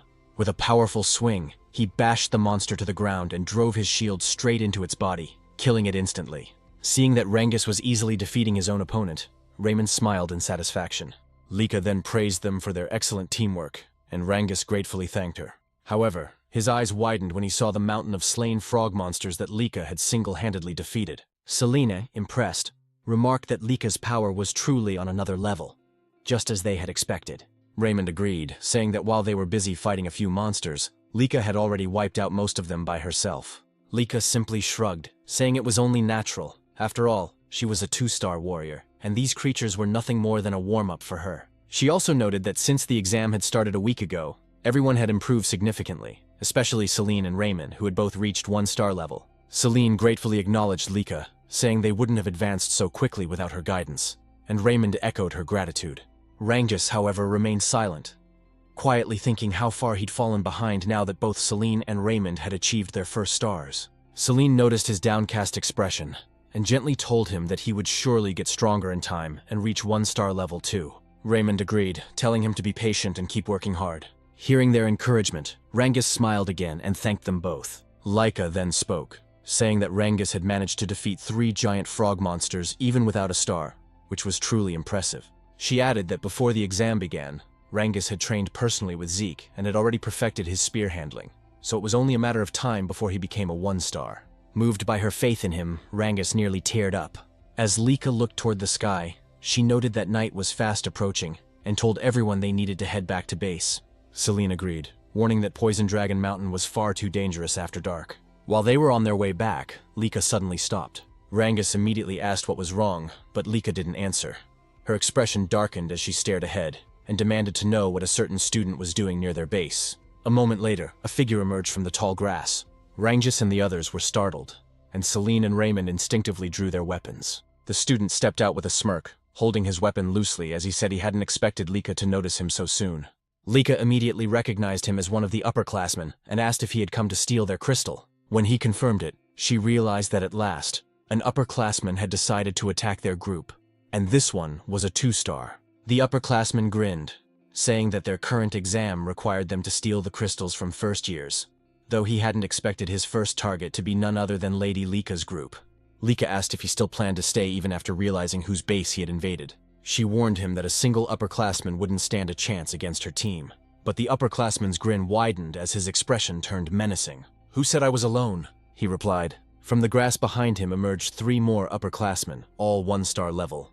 Their leader sneered, saying that even Lady Leica would have trouble fighting them since her teammates were nothing but burdens. Drawing his sword, he shouted for them to surrender and hand over their crystal orbs. He then charged at Leica with a powerful attack, but she evaded effortlessly and ordered Celine and the others to maintain their battle formation while she handled him. Meanwhile, Rangus, still without a star, struggled to defend against the attacks of his opponent. The upperclassman taunted him, saying it would be better to surrender and hand over his crystal. Rangus hesitated, unsure of what to do, until he remembered a conversation he once had with Zeke. Back then, Rangus had asked Zeke if there was any way for someone weaker, like him, to defeat stronger opponents. He admitted he was still starless, and worried that if stronger enemies appeared, he'd only drag his team down. Zeke's reply had shocked him. Then you should surrender. Zeke explained that if the opponent was far stronger, 3-star or 4-star, then surrendering was the only logical choice, since a starless person could never hope to win. However, he added that if Rangus ever faced an opponent around 1-star level, there was still a chance. When Rangus asked how, Zeke simply said, "It's nothing unusual. You just have to exploit an opening." An opening? Rangus had asked, confused. Exactly, Zeke replied. If you can find and exploit an opening in your opponent's defense, you can defeat them, even if they're a 2-star. When Rangus asked how he was supposed to find such an opening, Zeke's answer was simple. Endure. Keep enduring until your opponent shows one. Rangus had been doubtful, but Zeke continued. There's no other way. You can't force an opening against someone stronger. You can only endure until they make a mistake. If you can't even do that, then defeating someone stronger will always be a fantasy for you. Zeke added, if your opponent is someone special like Leica, then you won't last long. But against an ordinary 2-star, you should be fine. He then told Rangus that confidence in his own strength was crucial, and gave him one last piece of advice. Don't overthink it. Don't think about how to create an opening, or the difference in power. Just wait patiently, and when it appears, thrust your spear straight into it. Now, in the midst of battle, Rangus clenched his fists as Zeke's words echoed in his mind. Since he was weaker, he had no choice but to endure every attack and wait for the right moment. The upperclassman grew more and more frustrated as Rangus continued to withstand his blows. Just fall down already, he shouted in anger, unleashing a powerful strike. But in that instant, Rangus saw it, the opening Zeke had spoken of. Without hesitation, he gathered all his strength and thrust his spear straight into his opponent's body. The upperclassman coughed up, collapsed, losing consciousness instantly. As he fell, a radiant light glowed on Rangus's chest, the mark of his newly awakened 1-star. Leica noticed immediately, surprised yet proud that Rangus had taken down his opponent. Meanwhile, the leader of the upperclassmen was in disbelief, unable to understand why Leica's power felt so overwhelming despite them both being 2-star level. Leica realized that ever since mastering the axe arts technique Zeke had recommended, she had learned to channel greater force and energy into her great sword, which explained the vast difference in power. She told her opponent that it was his misfortune to have chosen her group as a target. Then, summoning golden lightning around her sword, she declared, "This battle ends here." Her blade struck with blinding force, and the enemy leader fell unconscious. After ensuring the enemies were defeated, Leica rushed back to her team and asked if everyone was safe. Once confirmed, the group cheered in relief. They had just won their first battle against upperclassmen. Celine and Raymond congratulated Rangus on reaching 1-star level, and Rangus thanked them with a bright smile. Leica looked at her team proudly, realizing that now all of her members had finally manifested their first stars. With that, she said that the next battles ahead would be much easier. Then, with a thoughtful expression, she wondered aloud how Zeke was doing. Meanwhile, elsewhere in Poison Dragon Mountain, a terrified upperclassman was running for his life. Tears streamed down his face as he muttered repeatedly, "Please don't come here. Zeke, don't come here!" He cursed under his breath, trembling in fear, asking himself just what kind of monster that boy named Zeke really was. Moments later, the upperclassmen were running frantically, shouting for help, hoping and praying that Zeke would not follow them. As Zeke dragged along one of the upperclassmen he had just defeated, the others cursed in fear and confusion, asking what kind of monster or demon he was. Holding the corpse of a giant snake beast in one hand, Zeke grinned and mockingly asked what their problem was, wondering aloud if no one else wanted to play with him. The upperclassmen, now completely terrified, called him insane as they continued to flee. Some questioned why a lower-classman like Zeke was the one hunting them down when it should be the other way around. That the upperclassmen were supposed to be the hunters, not the hunted. Suddenly, one of the fleeing upperclassmen tripped and fell. As he struggled to get back on his feet, he froze. The moment he lifted his head, Zeke was already standing right in front of him. With his crimson eyes faintly glowing, Zeke sighed and said he was getting tired of chasing him. He reached out his hand, offering to help the upperclassman stand up, but calmly added that once he did, he would have to fight him. The upperclassman's eyes widened in pure horror before his body went limp, and he collapsed unconscious on the ground. Zeke tilted his head in confusion, muttering to himself and wondering what just happened to the man. He looked around and asked out loud what was going on with the upperclassmen, questioning why they had suddenly become so defensive and cowardly. Calling them pathetic, he mocked how aggressive they were the first time they saw him, only to end up running away in fear. He then smirked and shouted for the others not to leave him behind. Just then, Zeke felt a faint presence nearby. Turning toward his side, he asked whoever was watching him why they didn't come closer if they wanted a better look. When he received no reply, Zeke chuckled and said that since the observer was still watching without interfering, it must mean there was nothing wrong with what he was doing. With that, he said he would stop holding back and continue his little game with the upperclassmen. From the direction where Zeke had sensed the presence, a man emerged. It was one of the overseers monitoring the examination. Beads of sweat rolled down his cheek as he whispered to himself, unable to comprehend what kind of child Zeke was. He had witnessed Zeke defeat upperclassmen who were supposed to be far stronger than him. And even more astonishingly, Zeke had sensed his hidden presence. Realizing the gravity of what he had just seen, the overseer decided he had to report everything immediately. Meanwhile, at the camp outside Poison Dragon Mountain, Freya was taken aback when several observers arrived to make their report. According to them, it had been 1 week since the examination began. At present, 30% of the lower classmen had already dropped out, while the remaining ones were gradually adapting to both their environment and the dangers of Poison Dragon Mountain. One of the observers added that they did not expect many more lower classmen to withdraw from the test. When Freya asked about the upperclassmen, however, the observers exchanged uneasy glances and couldn't answer her directly. Freya's expression darkened, and she ordered them to speak clearly. Finally, one of them admitted that the upperclassmen were constantly fleeing. Freya frowned, momentarily lost in thought, and asked why they were running away. What exactly were they escaping from? She pointed out that, to her knowledge, there were no monsters within Poison Dragon Mountain strong enough to threaten the upperclassmen. One of the observers then explained that they were not running from a monster. They were running from Lord Zeke. Freya raised an eyebrow and asked why they would flee from him. The observer took a deep breath and said that Zeke had been relentlessly attacking and hunting the upperclassmen. At first, they tried to fight back, but eventually they had no choice but to run. Another observer spoke up, asking what kind of person Lord Zeke even was. Based on what he had seen, Zeke seemed to be enjoying himself, gleefully cutting down upperclassmen and hunting them like prey. For him, it was something completely unprecedented. A second observer nodded in agreement, saying that even though Zeke was the son of the L-Dragon family head, he was far from normal. To them, Zeke was no longer just a prodigy. He was something beyond, a true monster in human form. Freya listened quietly, then spoke with a calm but serious tone. She admitted that she had also suspected Zeke was unusual from the very beginning. Unlike the others, he had chosen to take the exam alone, and appeared completely relaxed upon entering Poison Dragon Mountain. That could only mean one thing. Zeke never planned to hide from the upperclassmen. From the very start, his intention had been to hunt them down himself. Remembering the look in Zeke's eyes when they first met, Freya couldn't help but think that the boy was indeed a monster. Suddenly, one of the observers frowned, asking what that strange sound was. Freya's lips curved into a faint smile as she said that what they were hearing was something she had been waiting for. A man then approached and asked Lady Freya where they should place the massive cage they had brought. Freya told them to leave it where it was, and thanked them for their work. When the observers turned to look at the cage, their eyes widened in shock. They immediately asked what kind of creature was inside, and some even questioned whether Freya truly intended to release it into the mountain, as the creature's aura alone revealed it to be at least a 3-star level beast. Far too powerful for any of the students to handle. But Freya, clearly pleased, reassured them that there was nothing to worry about. Adjustments had already been made to the creature. It would only target individuals of 2-star level strength or higher. Ordinary students would not suffer serious harm. One of the observers then asked why such a creature was suddenly being released during the exam. Freya replied calmly that it was a direct order from their family head, Balza. In her mind, she wanted to witness the abilities of the boy whom their soldiers had already begun calling a monster. She wanted to see whether Zeke could survive against such a being. With that thought, she ordered that the mysterious creature be released into Poison Dragon Mountain at dawn.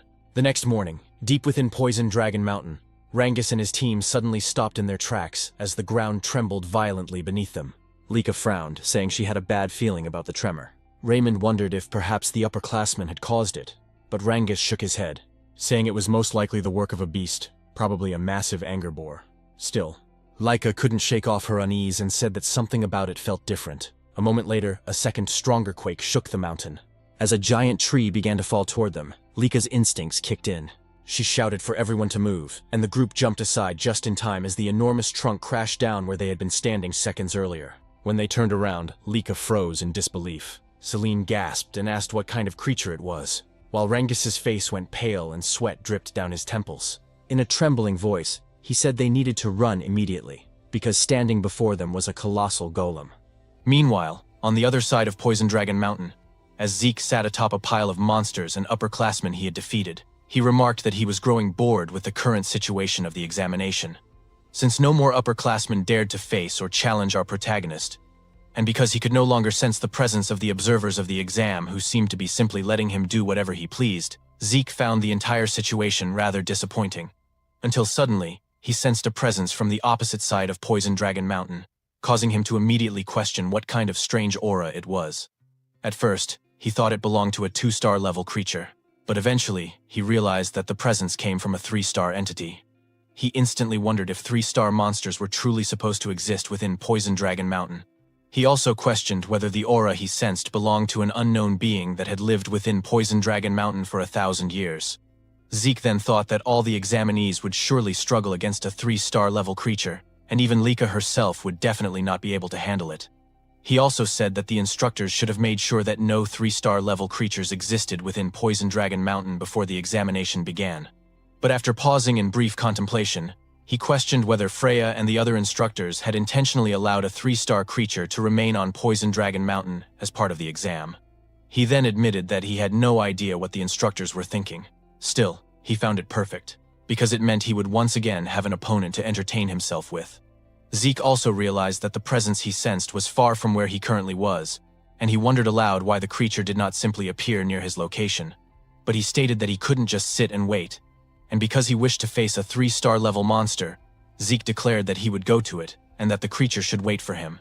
Meanwhile, Celine had launched an attack toward the golem, but even with the full force of her strike, it had no effect. She couldn't believe that she failed to inflict even a scratch on the golem's body.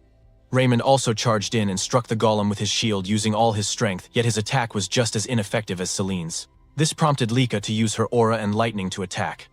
After noticing that the golem's arm had sustained a scratch, Leica concluded that with aura, she was able to cause damage to the golem's outer shell. In other words, only 2-star levels like her could inflict any harm, and her 1-star companions were incapable of doing so. Rangus immediately called out to Lady Leica to ask what they should do next. Leica instructed them to listen to her orders. She said that after she gained the golem's attention, they would need to seize the opportunity to escape. However, Rangus insisted that they could not do that, nor could they abandon Lady Leica to face the golem alone. Leica told them that they would only become burdens to her in the fight, and she ordered them to observe the golem's arm that she had previously attacked. She added that even with her aura, all she managed was a scratch, and that as 1-star levels, they truly lacked the ability to injure the golem. Raymond admitted that while they indeed could not injure the creature, they could still support Leica in battle, ensuring that every attack she launched would land successfully. When Leica asked what they meant, Rangus stated that he would do everything in his power not to become a burden. Selene agreed, saying that if they worked together to make sure Lady Leica's attacks hit their mark, then they would surely gain a chance to win. Because of the determination and trust her companions showed her, Leica couldn't help but smile, saying she understood what they wanted. She said she would rely on them to provide support so her attacks would land. As Leica gathered her aura and lightning into her sword, Raymond prepared to defend, while Rangus and Celine readied themselves for their offensive support. After Leica finished concentrating all her power into her sword, she instructed them to begin their renewed assault on the golem. Leica quickly advanced to the front to face the golem, but the creature immediately launched an attack toward her. Raymond used his shield to protect her, but because he was still only a 1-star level, he struggled to withstand the golem's 3-star power. Rangus and Celine dashed forward to attack the golem and draw its attention away. Meanwhile, Leica swiftly moved behind the golem to deliver her strike. She unleashed her lightning great sword technique, Heaven's Thunder, striking the golem from behind with her full strength. A powerful explosion erupted within the forest of Poison Dragon Mountain. After Leica managed to knock down the golem, and once the smoke had cleared, the damage she had caused to the forest was evident. Rangus immediately approached her to ask if she was all right, and Leica said she was fine, though she had used up all the source power in her entire body. She then asked how Raymond was doing. With Celine supporting him, Raymond replied that he was doing all right as well. But when Leica said that they should return to their base, she suddenly sensed the golem's presence again behind them. She quickly shoved Rangus away, resulting in Leica being the one seized by the golem. As the golem held her, she couldn't believe that it was still capable of moving. She realized she had grown too complacent after her attack. Celine also couldn't believe that after being hit by Leica's full power strike, the golem was still alive and able to move. Rangus immediately tried to save Lady Leica by attacking the golem with his spear, but the golem swung Leica rapidly, preventing him from landing a blow. As Rangus grew increasingly concerned for Leica, a tree suddenly came hurtling toward their direction. When the tree struck the golem, it released Leica from its grip. Ranjis quickly helped her stand and move away from the creature. Leica, still confused, wondered aloud what had happened and how she managed to escape the golem's hold. Then Zeke suddenly asked what kind of situation they were dealing with. Rangas and Leica immediately recognized our protagonist upon hearing his voice.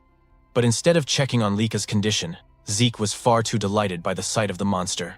With his eyes glowing in excitement, he immediately asked what kind of clay puppet he was looking at. Just moments before Zeke arrived at the location where he sensed the presence of the golem, he caught sight of a golden lightning aura. He immediately realized that this aura belonged to Leica, and he couldn't believe that Leica's group would be the first to encounter and clash with the monster. As Zeke continued sprinting at full speed, he said that in his previous life, he could have reached the location of the aura he sensed in an instant. But now, he could do nothing but run toward the monster's location, something he found utterly pathetic in his current state. He also thought about how Leica's group was filled with promising youngsters. Even so, their opponent was a 3-star level monster, so he had no idea how long they would be able to endure in battle. Suddenly, something came to mind, causing him to stop abruptly as he remembered a technique he had recently learned. He immediately grabbed the trunk of a huge tree, and after pulling it out from the ground, he used his physical strength along with the new technique to hurl the massive tree toward the monster. While watching the tree fly through the air, Zeke commented that the result of the new technique wasn't bad at all. He also said he didn't make a wrong decision learning it, because with his current body, he would definitely need this technique, the technique known as nurturing dragon throwing arts. According to Zeke, the basic Eldragon combat manuals were given to them as preparation for the exam. The nurturing dragon combat arts, much like the strike dragon combat arts, didn't contain battle techniques but instead basic movements and source power flow simple instructional texts. But they were perfect for him, especially since in his previous life he had been a long-range fighter possessing a body similar to melee fighters. However, he quickly realized that throwing a tree at the monster wouldn't be enough, so Zeke resumed running toward Leica's location. Rangas, still unable to believe Zeke had arrived, immediately asked if they were all right. Rangas confirmed that they were, but said that wasn't what mattered. They had a bigger problem, the golem they were fighting. Zeke's eyes glimmered as he repeated the word golem, saying so that's what the creature was called. He also said the creature was strange because he could sense its presence, yet he couldn't detect any life force within it. As the golem rose again, it immediately launched an attack toward Zeke, prompting Leica to shout an alarm, with Rangas warning that the golem was extremely dangerous. But even though the golem unleashed a powerful attack, Zeke casually caught its fist with one hand, remarking that the creature was indeed tough. Because of the golem's hardness, Zeke quickly realized that he needed to use aura in order to gradually break through its defenses. With a swing of his arm as he pushed away the golem's fist, he commented that fighting and defeating the golem using normal methods would be too boring. Leica, exasperated, said that Zeke was always too reckless, while Rangas couldn't believe that Zeke actually found the golem boring to fight, considering their group had nearly died and struggled greatly against it. When the golem prepared to attack Zeke again, he immediately noted that because of its large size, the creature was definitely dangerous. Even so, he didn't hesitate to raise his arms and block the attack head-on, resulting in a powerful impact that shook the area. While defending himself, Zeke stated that the place was too dangerous, so they needed to move away. Leica's group immediately obeyed Zeke's order and hurriedly evacuated the battlefield. Once they were far enough, Zeke gathered momentum and threw the golem with tremendous force. As the creature crashed away, he remarked that its outer shell truly was extremely durable. While gathering aura into his fist and rushing forward, Zeke said he wanted to know if the inside of the golem's body was as tough as its outer shell. After leaping into the air, he declared that it was time to find out whether its interior was just as hard. He then activated the first form of the Dragon Destruction Combat Arts Burst World, striking the monster and causing a massive explosion upon impact. In Zeke's mind, instead of dragging out the battle by slowly breaking through the golem's defenses, it was better to use Burst World to inject source power into the monster's body and destroy it from within. After confirming that his plan and attack worked, Zeke was overjoyed, saying that fighting this way made the battle far more enjoyable. Meanwhile, 1 month later, at the Eldragon State main building, Zeke was irritated as he questioned why he had been summoned and had his training interrupted. It was then explained that the 1-month exam at Poison Dragon Mountain had concluded safely. After the 3-star golem attack, no other serious incidents had occurred. The number of 7-year-old class members had dropped to 30% from the beginning, due to the harsh environment of Poison Dragon Mountain, but because they were exposed to constant danger and the brink of death, the remaining 30% of the 7-year-old class achieved good results and reached 1-star level. And after the exam ended, Zeke was directly summoned by Balza Eldragon of the Eldragon family. As they walked through one of the hallways in the main estate, Zeke asked what the family head wanted from him. Freya was displeased that Zeke referred to the family head simply as head, so she requested that he address the family head as master head, although Zeke argued that it was practically the same. In Freya's mind, the reason for the summons was already obvious,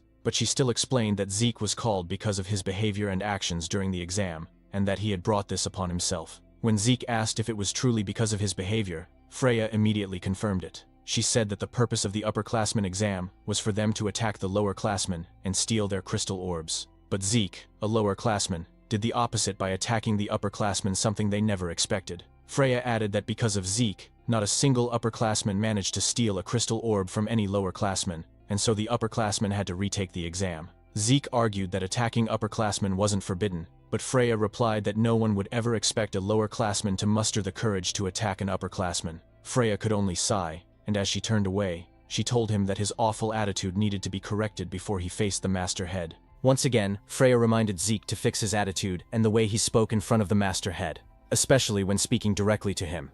However, Zeke simply asked why, and Freya replied that even though he was still young, his terrible attitude could get him killed. She said she did not want to witness him being executed by his own father just because of his behavior.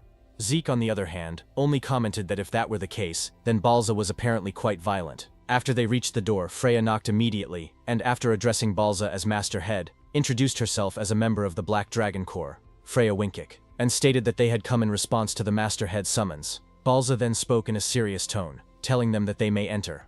After Freya opened the door and they stepped into the room, she immediately stated that she had brought Zeke according to the Master Head's orders. While Balza was still writing, he suddenly looked up at Zeke and seriously asked him why he had attacked the upperclassmen during the examination. Zeke fell silent for a moment, then said that everyone kept asking him the same repeated questions, so instead of answering, he decided to ask his father whether he was not allowed to attack the upperclassmen during the exam. When Balza asked what he meant by that, Zeke explained that the condition for passing the test was to survive in Poison Dragon Mountain for 1 month and keep their crystal orbs safe, and aside from that he had not heard of any other rules. Therefore, he simply followed the rules of the exam and used his time in whatever way he wanted while the test was ongoing. He added that if there were any prohibited actions during the exam, they should have stated them clearly before the test even began. Upon hearing Zeke's words, Freya felt intense fear and anxiety, and she immediately shouted, demanding to know what he was saying and why he was speaking like that in front of the Master Head. At that moment, Balza's eyes suddenly narrowed as he released his terrifying dragon aura, and because of the pressure from it, Freya collapsed to her knees, thinking that the Master Head's aura was so strong that it could kill Zeke. Contrary to her expectations, however, the protagonist remained standing, and Balza's pressure had no effect on him. On top of that, Zeke even told Balza to stop trying to intimidate him, because it was becoming extremely annoying, causing Balza's expression to darken in both shock and irritation. While Freya was still kneeling, Zeke asked if Balza had really summoned him just to ask such meaningless questions. Balza then asked how Zeke had done it, but Zeke did not understand the question and inquired what he was talking about. Balza stated that according to the reports, Zeke had not only defeated the upperclassmen, but had even brought down a 3-star golem, and he also asked how Zeke was able to remain standing and calm in front of him after he released such intense pressure. He then seriously demanded to know how someone like Zeke, a mere child born out of wedlock, had obtained such incomprehensible strength and power. Zeke simply asked if Balza really wanted to know the reason for his strength, and said it was very simple, the only reason being that he was Zeke, which caused Balza to furrow his brows in frustration, while Zeke's gaze sharpened as he stood by his arrogant answer. After a moment of silent staring between them, Balza finally said that Zeke's personality really was as terrible as the reports claimed, yet he would still reward him for defeating the golem. Balza told him that he could choose what he wanted. Either take any single item from the dragon treasury, or gain access to the 2nd floor of the dragon hall, which made Freya silently question what was happening, and why Balza was actually rewarding him. According to Freya, both the Dragon Hall and the Dragon Treasury were repositories of rare items collected by the Eldragon family for more than 1,000 years, beginning with the patriarch Gilfas Eldragon. She explained that the Dragon Hall contained various kinds of books, including those now considered forbidden techniques, while the Dragon Treasury held relics from previous family heads of the Eldragon family, including legendary weapons, spirit medicines, artifacts, and other items from different eras. These facilities also contained the secret treasures of the Eldragon family, which was why they were heavily guarded, and only a few people were given the opportunity to enter, as one had to demonstrate extremely excellent results to even gain access to the 2nd floor or higher levels of the Dragon Hall. Freya could not believe that despite all the disrespect Zeke had shown to his father, Master Balza still considered him an outstanding child. Zeke then said that if Balza was going to give him a reward, there was no need to be stingy and make him choose, and asked why he could not just be given access to both the Dragon Hall and the Dragon Treasury. Balza, however, stated that he could only choose one, and then told them they could leave, but Zeke suddenly pointed at him, unable to believe that their conversation was already over, saying that he still had many things he wanted to say. This angered Freya, and she immediately grabbed Zeke by the collar, and while pulling him away cheerfully said that it was a great honor for him to receive a reward directly from the Master Head, adding that she now understood his orders and that they would be leaving. As she turned her back and dragged Zeke along, he said that if that was the case, there was just one last thing he wanted to say to Balza, and he stated that as long as Balza continued to kill off his own emotions the way he was doing, he would never become any stronger no matter what he did. Balza was shocked as he released his aura once more, only to find that his dragon aura had been suppressed by the protagonist's divine dragon. Freya, trembling, told Zeke to be quiet, and after they left Balza's room, the father of the protagonist remained silent, questioning to himself what kind of presence he had felt from Zeke. Meanwhile, as they exited the main hall, Freya shouted, asking what had been going through Zeke's mind and why he had been so rude to the Master Head, and asked if he had not listened to her warnings before they entered Balza's room. Zeke merely asked what she was talking about, saying that he had done everything he could to hold himself back so that he could behave properly in front of Balza, which made Freya ask if that really counted as him restraining himself, and why he could speak politely to the instructors and even to her, yet be so disrespectful to the headmaster. Zeke simply replied that Balza was his father, so the way he spoke to him was different. Because of Zeke's abilities and personality, Freya could only say that he truly was not an ordinary child, and asked who he really was. Zeke, however, asked if she was seriously questioning who he was, and as he always said, he was Zeke, which left Freya speechless. In her mind, all of them had drunk ancient dragon blood as infants, and they had no ability to defy the Master Head, because Balza possessed the power of the Dragon King, a superior species among all ancient dragons, and even Zeke should not have been able to oppose him. That was why she wondered what kind of child Zeke truly was, someone who could stand calmly in front of the Master Head. When Freya fell silent, Zeke asked if there was a problem, but she replied that there was none, while thinking that she needed to thoroughly investigate Zeke's birth records. She then asked which reward Zeke would choose, once again explaining that he could either enter the Dragon Hall up to the second floor, or enter the Dragon Treasury to take any item he wanted, but he could only choose one. When Zeke asked if he could have both, Freya said no, so he had no choice but to select the Dragon Hall, as it contained knowledge.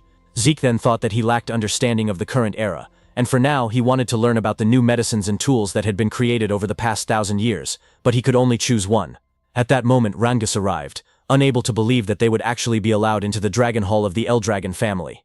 When Zeke asked if he was happy, Rangus immediately confirmed it and said that the Strike Dragon combat arts and Nurturing Dragon spear arts he had learned were already amazing, and now he would have the chance to learn even better martial arts from the Dragon Hall, adding that he could not believe they would receive such great rewards after passing the exam. Soon after, Leica also arrived, excitedly wondering how much knowledge she would be able to absorb before the time limit ended, and saying that she would need to read with all her effort. When Zeke asked if there was a time limit to their stay in the Dragon Hall, Leica replied that even though they could only enter the first floor, the basic rules were the same as the higher levels. She explained that each of them would be allowed to borrow one book from the Dragon Hall, but they could read as many others as they wanted, as long as their time had not run out, so managing their time inside would be extremely important. Zeke simply responded with an "I see."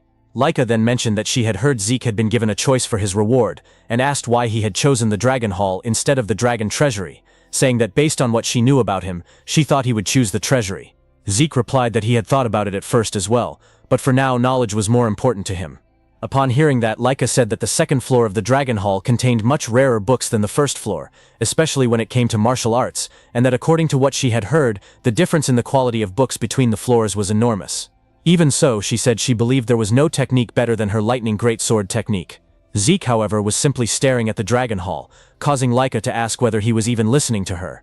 When they finally arrived at the Dragon Hall, the Guardian announced that their time limit inside would be 5 hours, and reminded them to use their time wisely and to remain silent while inside.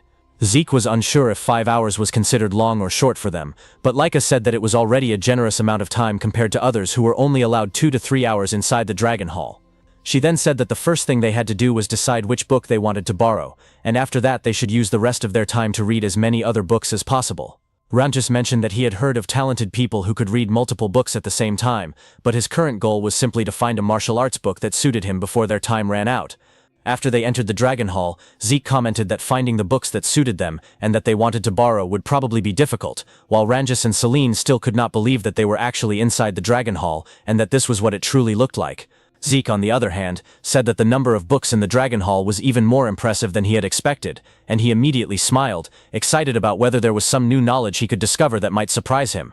If you enjoyed this chapter and want to see what happens next, make sure to hit that like button, subscribe, and turn on the notification bell so you won't miss our next update in this epic story.